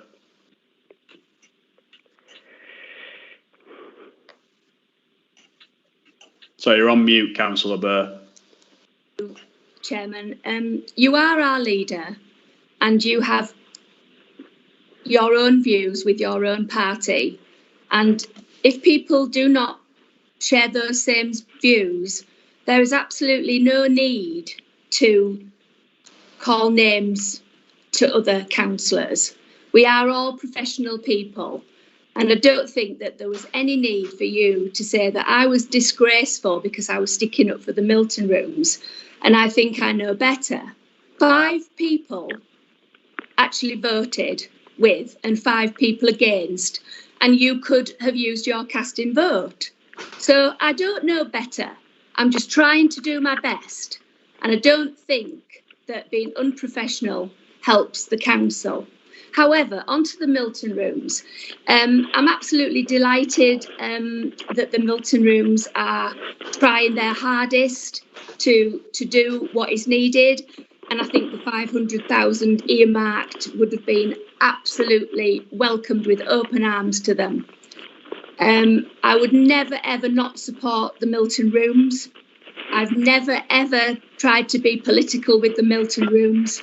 From day one, before you were on this council, our leader, I have supported the Milton Rooms throughout. So I will be supporting this tonight, and I hope that they do well. But I just think that we just need to stop a little bit of bullying from you, leader, and just let other people have their views. Bad. Councillor Burr, if you believe that's the case, and obviously you need to make a complaint accordingly to that, what I would say, just given that you brought me into this, is we're having a debate about the amount of money, and my points that I made still stand, that I believe were made in a professional way during the course of the debate, in the right way going forward. And clearly you're dissatisfied with that, but it obviously is my right to give my point of view on the issue, and that's what I've done. And unfortunately, I don't feel that we are all professional people on this council. That is the sad reality of it. I actually said professional councillors. Professional councillors. I don't agree. I don't agree that we are, and that is a sadly unfortunate situation at this point in time. I think we'll leave that one there, Councillor Burr.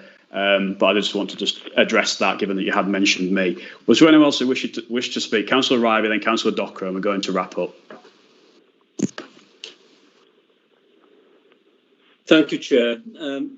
I just feel that I want to endorse what Councillor Burr said. I am disappointed that you think she's selfish and wanting to claim fame. I don't think she does. I think it's a very sensible thing that she's put forward.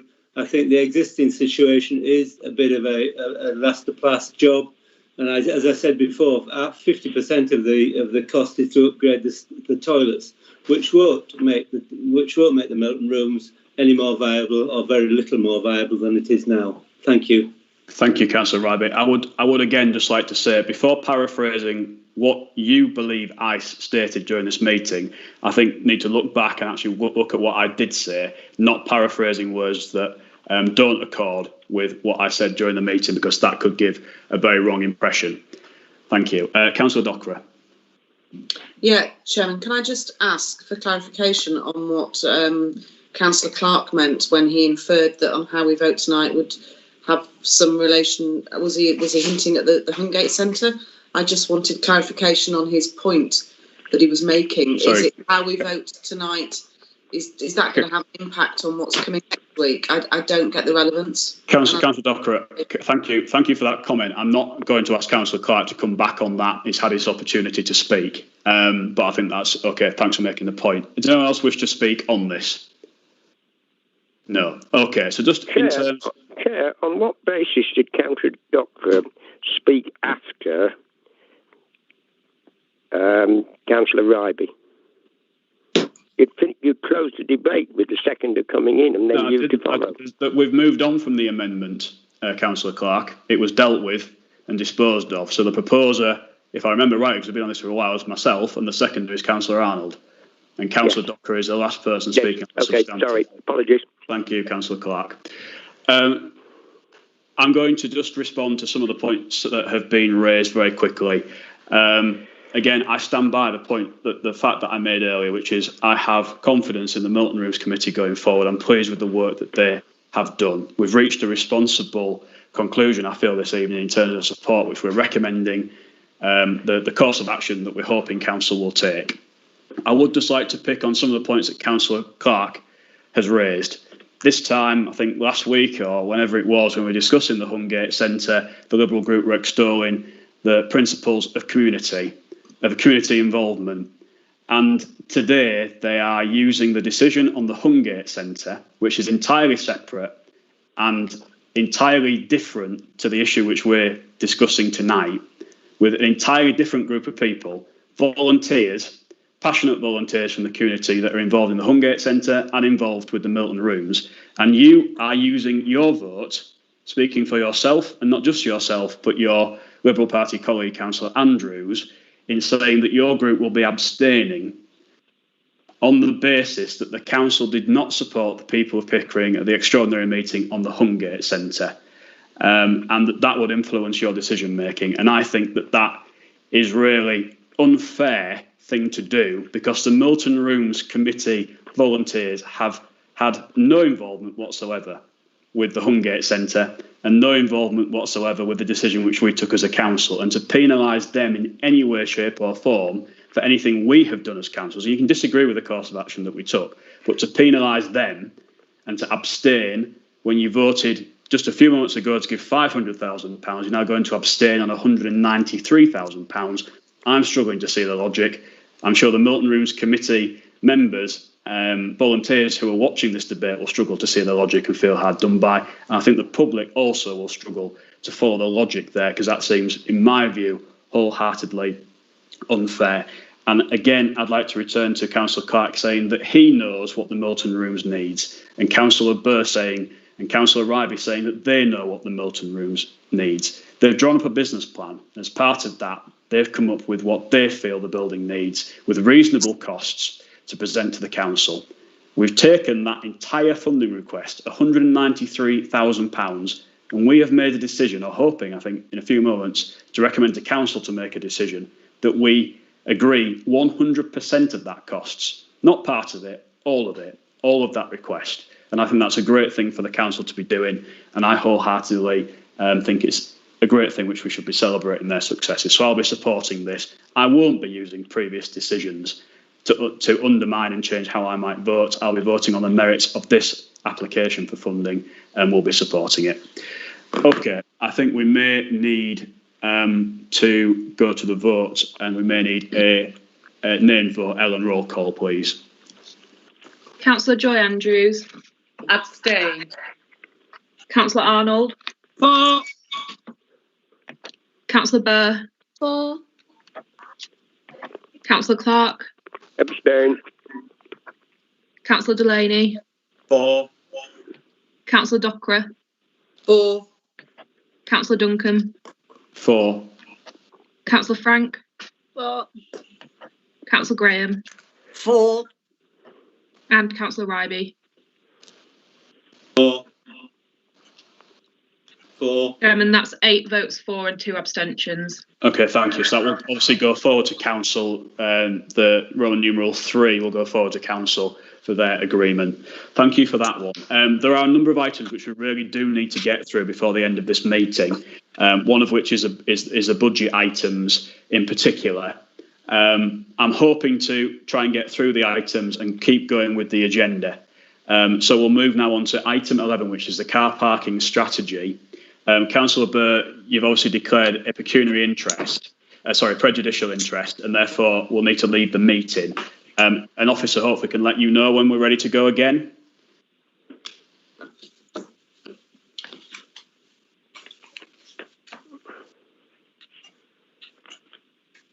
Sorry, Councillor Bird, are you leaving the meeting? Yes. Okay.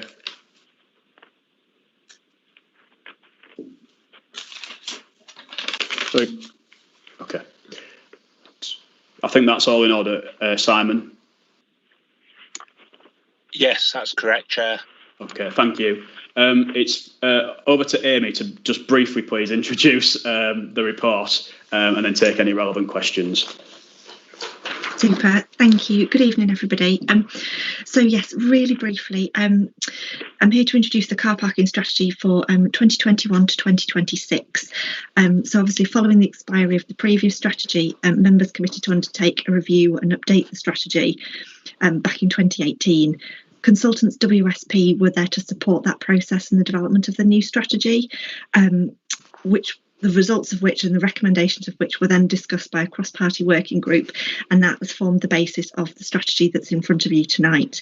The strategy encompasses a wide range of themes and offers us a strategic framework around which to deliver activity and design and implement changes in the future. The 2 recommendations as part of the paper this evening. The first is that the committee recommend that the strategy is endorsed, and the second is that delegated authority is given to the programme director to make decisions to progress certain activities as long as they're in line with the council's financial strategy, and that's all in agreement with the Section 151 officer and the head of HR. I think that's probably just a bit of a summary of it, but if anybody has any questions, I'd be more than happy. Thank you, Amy. Are there any really burning questions for Amy on this? No. Okay, we'll move on to the debate and discussion. You got off very lightly there, Amy. So the recommendations are: 1, that the car parking strategy is endorsed as a recommendation to council. Number 2, that delegated authority is given, as you can see. And number 3, that consultation there in line with the required financial procedures occurs prior to progressing specific implementation activities once they are established going forward. So this is clearly a sort of a working document, but sets the principles on which our car parking should operate within the district. There will be obviously a whole range of actions that our officers will take forward, but I think what's been proposed here is very much the key themes which we want to put forward. There was, again, really good cross-party agreement on the overarching themes in the working party. I know there's some members here who were part of that. We also involved the county councillors as well and took feedback. Obviously, WSP did their own engagement on this. So I'm really pleased that Amy's been able to encapsulate all of our views from the cross-party working party on the car parking. I'm happy to propose those recommendations. I don't know if there's a seconder. Councillor Dockerer got in there, thank you. I'll now open it up for debate and discussion. Does anyone wish to speak on this item? Councillor Arnold. Thank you, Chair. Very happy to support this. I think it's a good forward move for the council. It's time it was done, especially a small part of free parking. And it's good to see that St Nicholas Street car park is included in this at last, which probably won't go down very well. Thank you. Thank you, Councillor Arnold. Councillor Frank. Yeah, on little 3 of this recommendation, the consultation with the Chair of Policy and Resources Committee. Why is that not the car parking subcommittee? Wouldn't it be better to have the consultation with the car parking subcommittee, who have been through and gone through all the work on this? I know there's a lot of work being done on this by this subcommittee, and I think that maybe they should be consulted. Thank you, Councillor Frank. I'm happy just to pick that up and say that it was never a subcommittee. It was a working party. The working party now does not exist anymore. It's not formulated. It was done basically to go through the review. It's done that. It's concluded its findings, which basically make the basis of this strategy. So it doesn't exist. However, what I will say is that consultation, which has been listed, is strictly in line with the financial procedures, and within the Constitution, there are a range of financial procedures which require and mandate consultation with the chair of P&R, obviously in my role as that. So that's just sort of part of the normal protocol and process. However, clearly, what I think officers are happy to do, my understanding is, with ward members and wider ward members that feed into market towns, they're happy, I think, to ensure that any proposals they bring forward as part of an action plan will be in consultation with all ward members, not just myself, not just the working party that exists. There's some background noise here.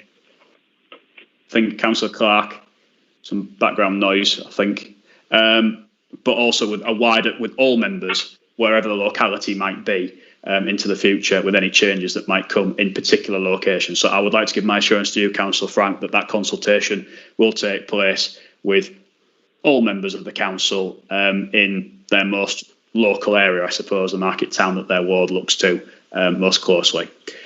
Sorry, Councillor Frank. I hope all members that you're talking about have read the report that we paid an awful lot of money for when we were doing the car parking strategy. Because it says quite clearly that free parking in the towns must be time limited at all times. Otherwise, it will have a detrimental effect on businesses. That's quite clear in that report. And I think that's hence why the Fitzwilliam estate have 2-hour parking in Malton.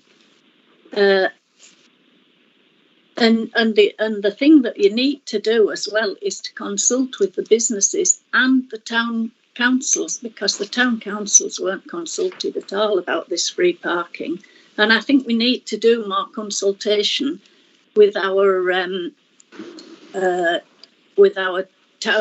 parish and town meetings, and with the businesses of the town, because it really can badly affect the businesses in the towns if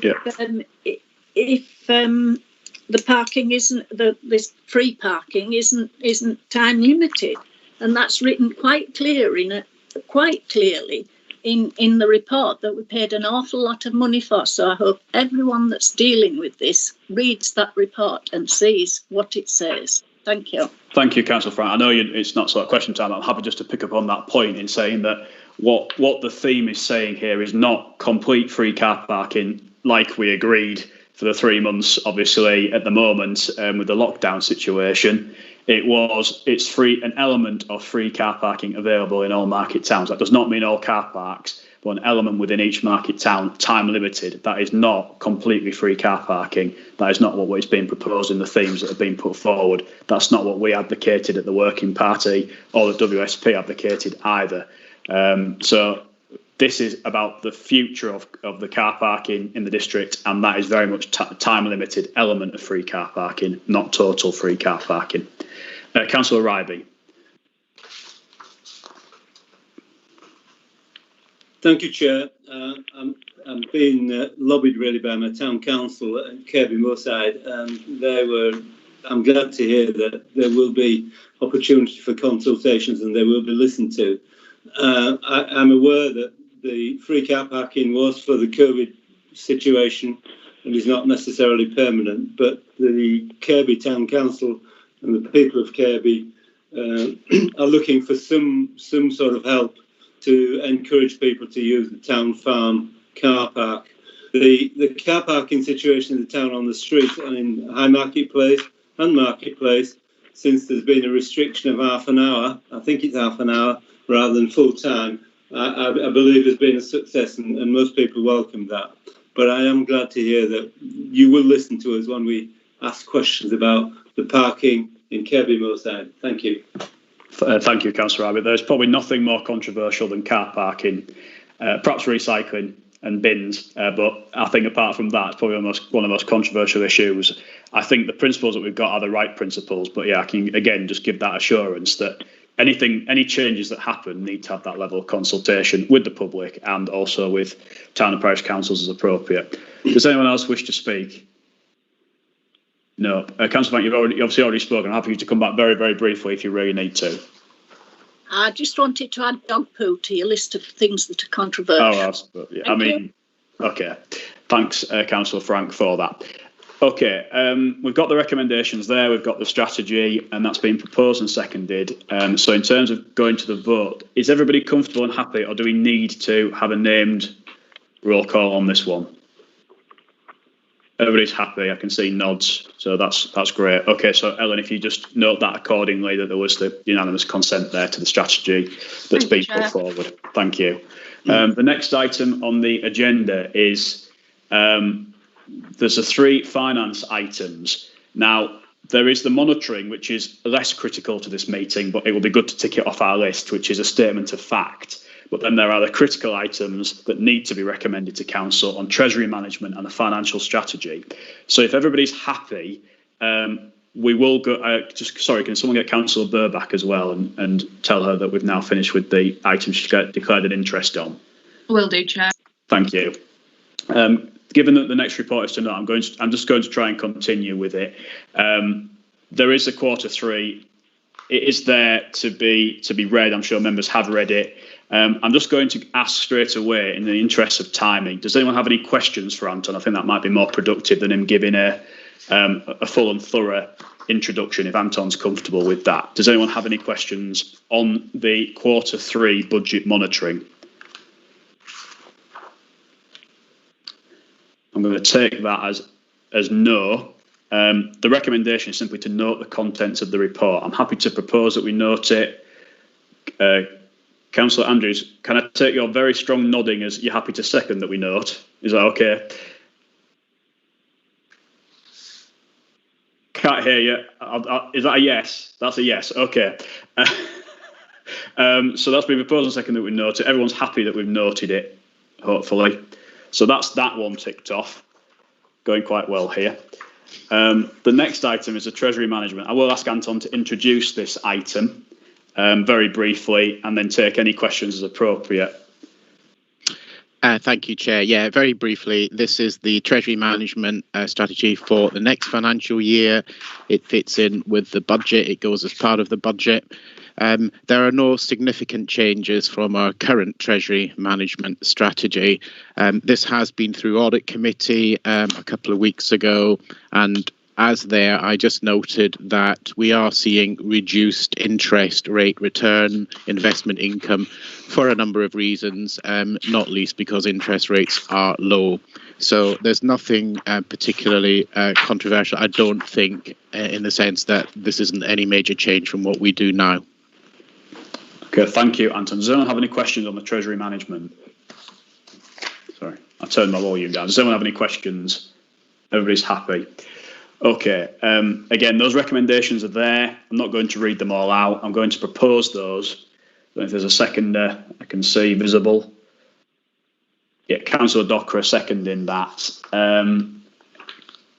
Is everyone happy and comfortable for us to go to the vote to accept the recommendations? Does anyone wish to speak on this? Sorry, Councillor Ryedale, are you happy? Is that a happy or you wish to speak? Happy, excellent. Okay. Everyone seems happy. So, Ellen, if you can just record as well on this one that there was unanimous agreement for the Treasury Management Strategy Statement. The recommendations are there. Thank you, Ellen. Moving on then, and we'll spend maybe a bit more time on this. The next item on the agenda is item 14, Ryedale's Financial Strategy 2021 to 2025. Which is page 153. I'll ask Anton if you want to just please briefly introduce this and then take questions. Yes, I will. Thank you. So this is the culmination of a number of papers that committee and council have seen over the past few months and a couple of members' briefings as well. The headlines are, as we've been saying, that we have got a budget gap. We had highlighted that this time last year. That budget gap, excluding COVID costs, is £178,000. In the report, it does detail various budget adjustments that are proposed and are required in some cases. In terms of COVID costs, we are proposing that there are one-off COVID costs of just under £800,000. That's £787,000. That's based on a number of assumptions that COVID will continue to, we will continue to incur those costs due to COVID for at least the first 6 months of the financial year. We will come back to members if we need to revise that figure in advance of the end of that period. In terms of some of the other highlights to set out, it does include a number of investments, such as including street scene planning. It has the report has included some of the stuff you've already discussed this evening. For example, the car park plan as revenue and capital costs. There are unavoidable costs, as there always are, including things like increased insurance, year 2 of the staffing pay deal, and so on. It also sets out the reserves and what's happening to those. So both that 178 kind of business as usual budget gap, if you like, plus the 787, plus a little amount for one-off revenue costs will be funded from reserves under this proposal. That does mean that reserves will be used and will reduce over the next few years. It also includes use of reserves from a number of capital projects, subject to them being agreed by council. And I do note in the report that we will have a further budget gap in future years should the council continue. This is based on a continuing council. And again, I've noted that we may come back to you during the year, depending on what message we get about LGR, but also just following up what's happening with COVID. We've also set out that we may also come back around a number of investments at a later date with business cases. So I'm saying there may be a future budget to come. And then finally, just to note that this doesn't include an assumption of a council tax increase of £5. That's £5 at a band D. You'll remember we have this issue about parish lights. So actually £4.90 of that comes to the council, £10, 10 pence to parish. But in terms, it's £5. That equates to about £109,000. So if we were not to go with that increase, that would increase the gap to be funded from reserves by £109,000. There's one other thing I just want to mention, if I may, and then I'll stop talking, Chair. In terms of the capital and reserves, we are aware that there will be a motion coming from a member to full council about flooding and about additional costs due to flooding. So that's not included in here, but we are aware of that, and we've had permission from the member to just note that to the committee at this stage.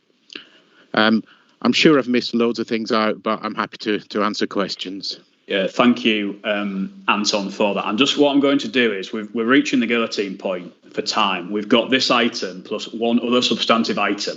So what I'm going to do is propose that rather than reconvening the meeting, we try and get through this item on the budget. It's critically important, and the next item, item 16.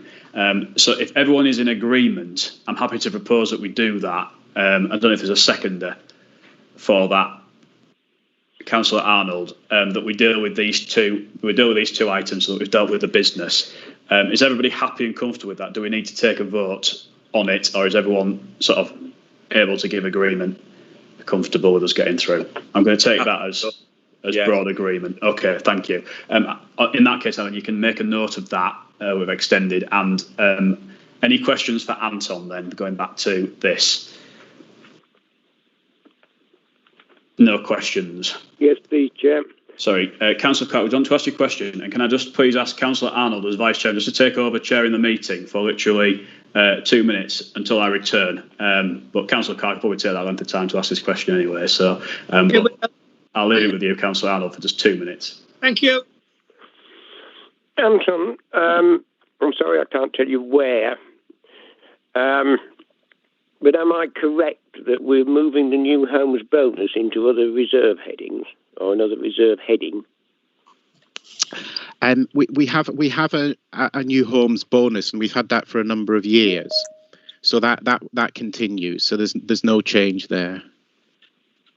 But is it being kept as a separate? Yes, heading? Yes, it is. Yeah. It's not moving into one of the others.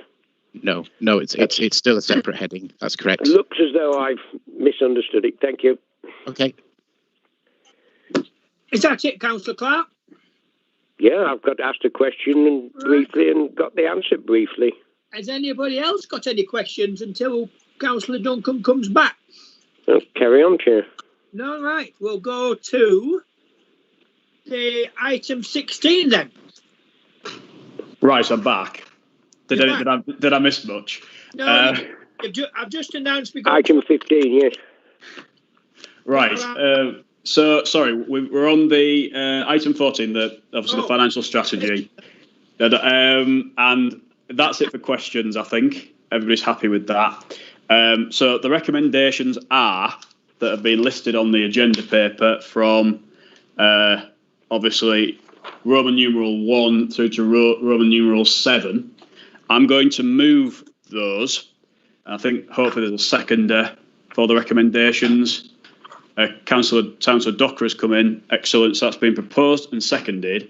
I would like to move an amendment to the recommendations. And the amendment is to Roman numeral 3, to delete Roman numeral 3 and replace it with the words to freeze council tax at the current level and therefore approve a council tax charge of £200.73 for a Band D property Note that total council tax, including the county council, fire and police, is covered within the separate council tax setting report to full council. This would mean a further call on reserves of £109,000 to balance the budget. Hopefully I have a second for that. Councillor Arnold? Yeah, Councillor Docker is before me. Oh, sorry, I wasn't looking at the bottom of the screen. Yeah. Apologies. So that's been proposed and seconded. I think Anton's got a copy of that, but I'm happy to send that over to you, Ellen, if you need it. Sorry, Keane. We're getting an awful lot of feedback, and it's quite unpleasant. Sorry, it's someone boiling the kettle. I will try and deal with it.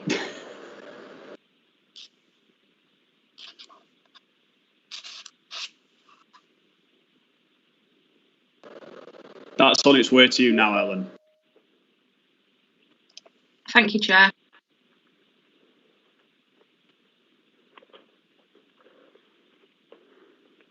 So that's been proposed and seconded. Does anyone else wish to speak? Does anyone wish to speak on this? Councillor Frank.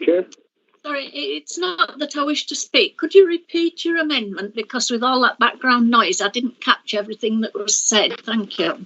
So it's to replace Roman numeral 3 with the words "to freeze council tax at the current level and therefore approve a council tax charge of £200.73 for a Band D property. Note that total council tax, including the county council, fire and police, is covered within the separate council tax setting report to full council. This would mean a further call on reserves of £109,000 to balance the budget." Sorry, what was that last figure? 109? £109,000 to balance the budget. Is everybody okay with that? Yeah. Right. So just by way of introducing this, I think it's worth pointing out 3 key things. The first is that obviously people at the moment, a lot of people are struggling, and I think it's fair to recognise that. And therefore this, I hope, sends a message to them that really we're on their side at this difficult moment in time. And therefore freezing the council tax this year, a real terms cut for every household that pays council tax within the district.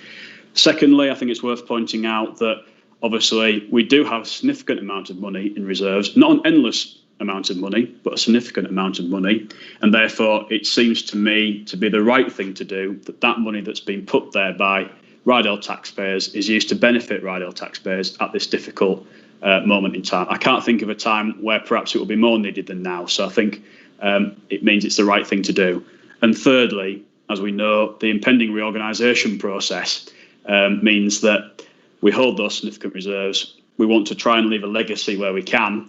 But in terms of this small, simple gesture of freezing the council tax, I feel that it's the right thing to do as well in the context of reorganisation.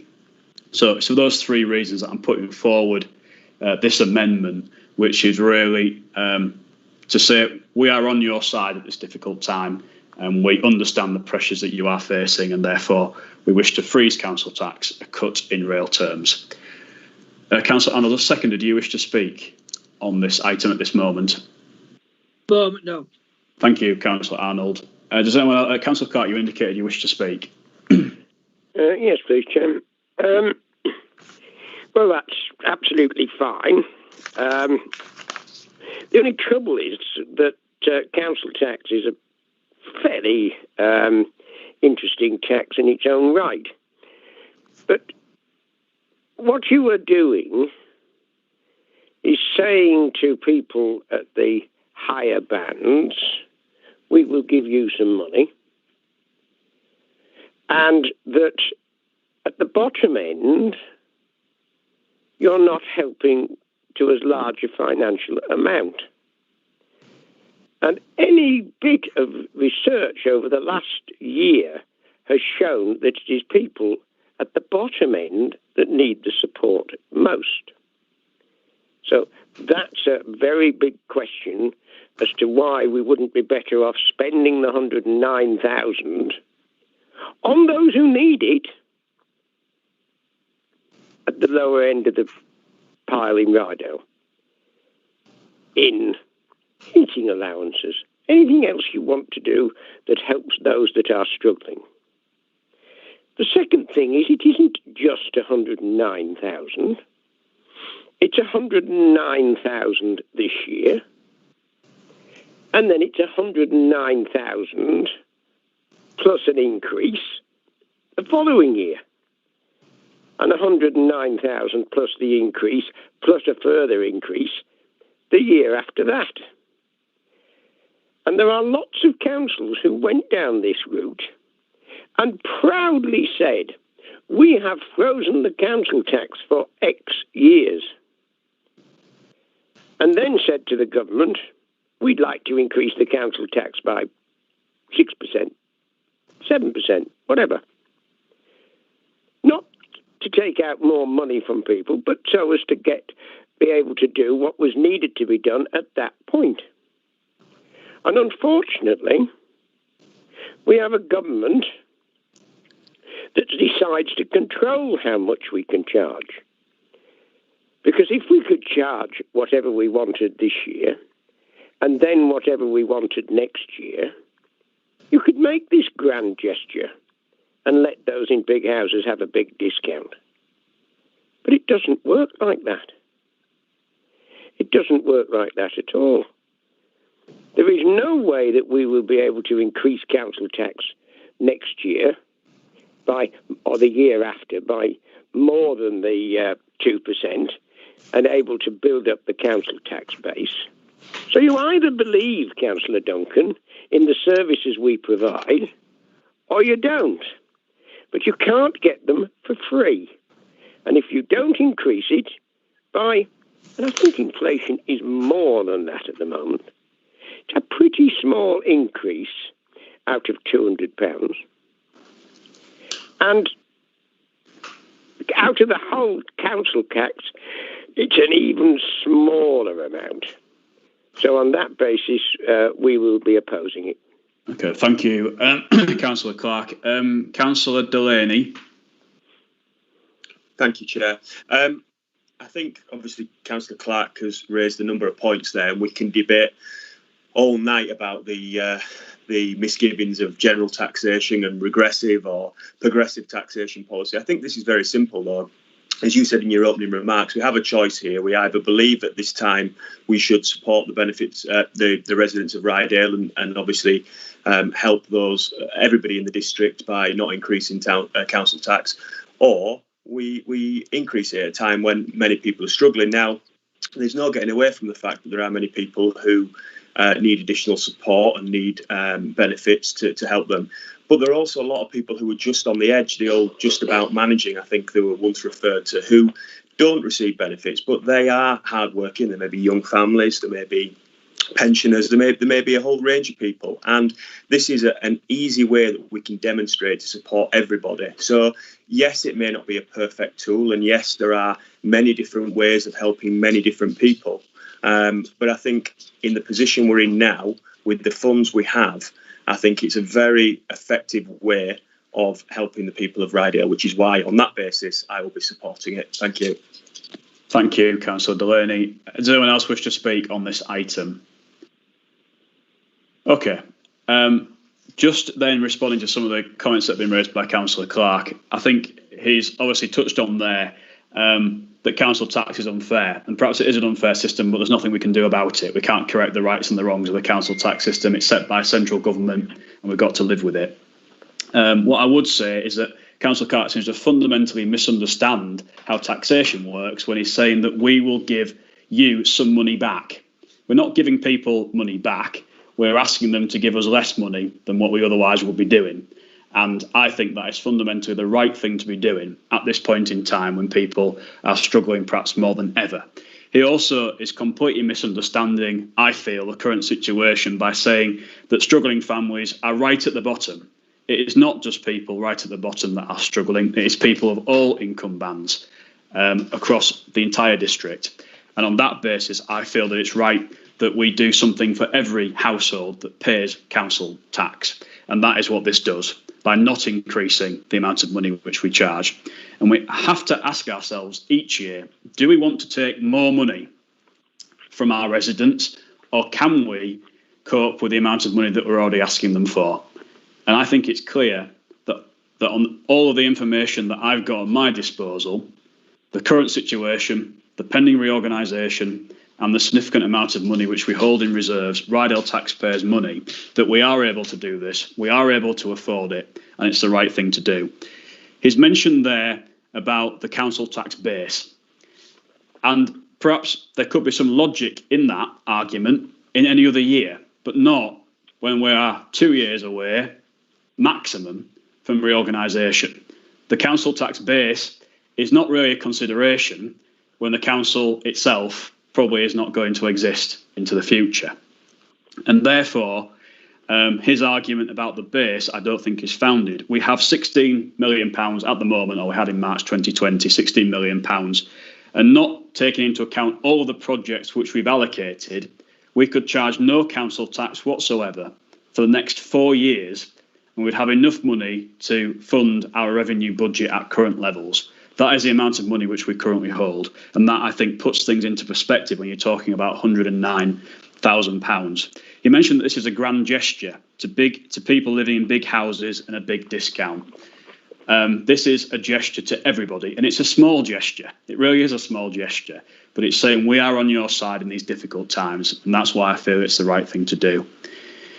You mentioned about helping vulnerable people. We are helping vulnerable people. Our officers are doing that every single day. And while we are freezing the council tax, we are also increasing the amount that we are spending, not just on one-off COVID costs of £787,000, but also growth pressures to the base budget of just short of £1 million.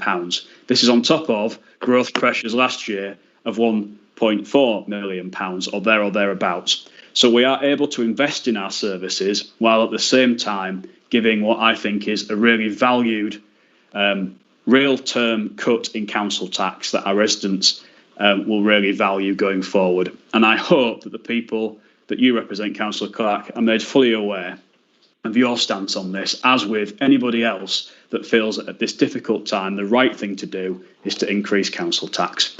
So that's like responding to the debate, limited debate there. It's been proposed and seconded, so we will now go to the vote. And I think, Ellen, we're going to need a named vote on this one, recorded in the minutes, please, as well. Councillor Joy Andrews. Against. Councillor Arnold. For. Councillor Burr. For. Councillor Clark. Against. Councillor Delaney. For. Councillor Dockwra. I think that was a 4, Ellen, but you might need to double check. Councillor Dockwra. Sorry, 4. Thank you, Councillor Dockwra. Councillor Duncan. 4. Councillor Frank. For. Councillor Graham. Was that a 4, Councillor Graham? Sorry, yeah, 4. Thank you, Councillor Graham. And Councillor Riley. 4. Chair, that's 8 votes for, 2 against. Okay, so that's the amendment that's to become now part of the substantive. I'm going to move to the vote on the recommendations as a whole, as amended by the amendment we've just had. I think we might need a roll call on this one. So, Ellen, I'll ask you again, please, to go through the list of names. Recorded vote, please, in the minutes as well. Councillor Joy Andrews. Against. Councillor Arnold. For. Councillor Burr.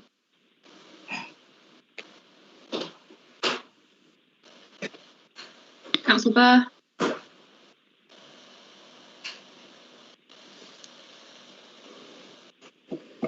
I think.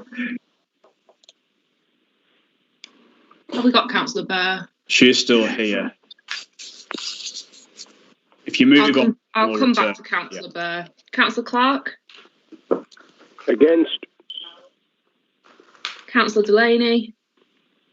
4. Councillor Dockra. 4. Councillor Duncombe. 4. Councillor Frank.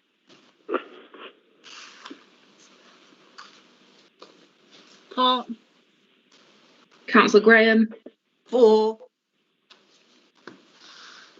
And Councillor Ryby. 4. And back to Councillor Burr. Sorry about that. 4. Thank you, Councillor Burr. That's 8 votes for and 2 against, Chair.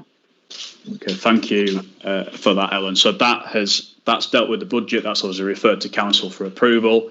There is now the next item, the exempt item. However, before we do that, I just wanted clarity. In fact, I'm right in thinking, Simon/Ellen, that receiving the committee level decisions, they are all exempt, those decisions made under urgency powers. Is that right?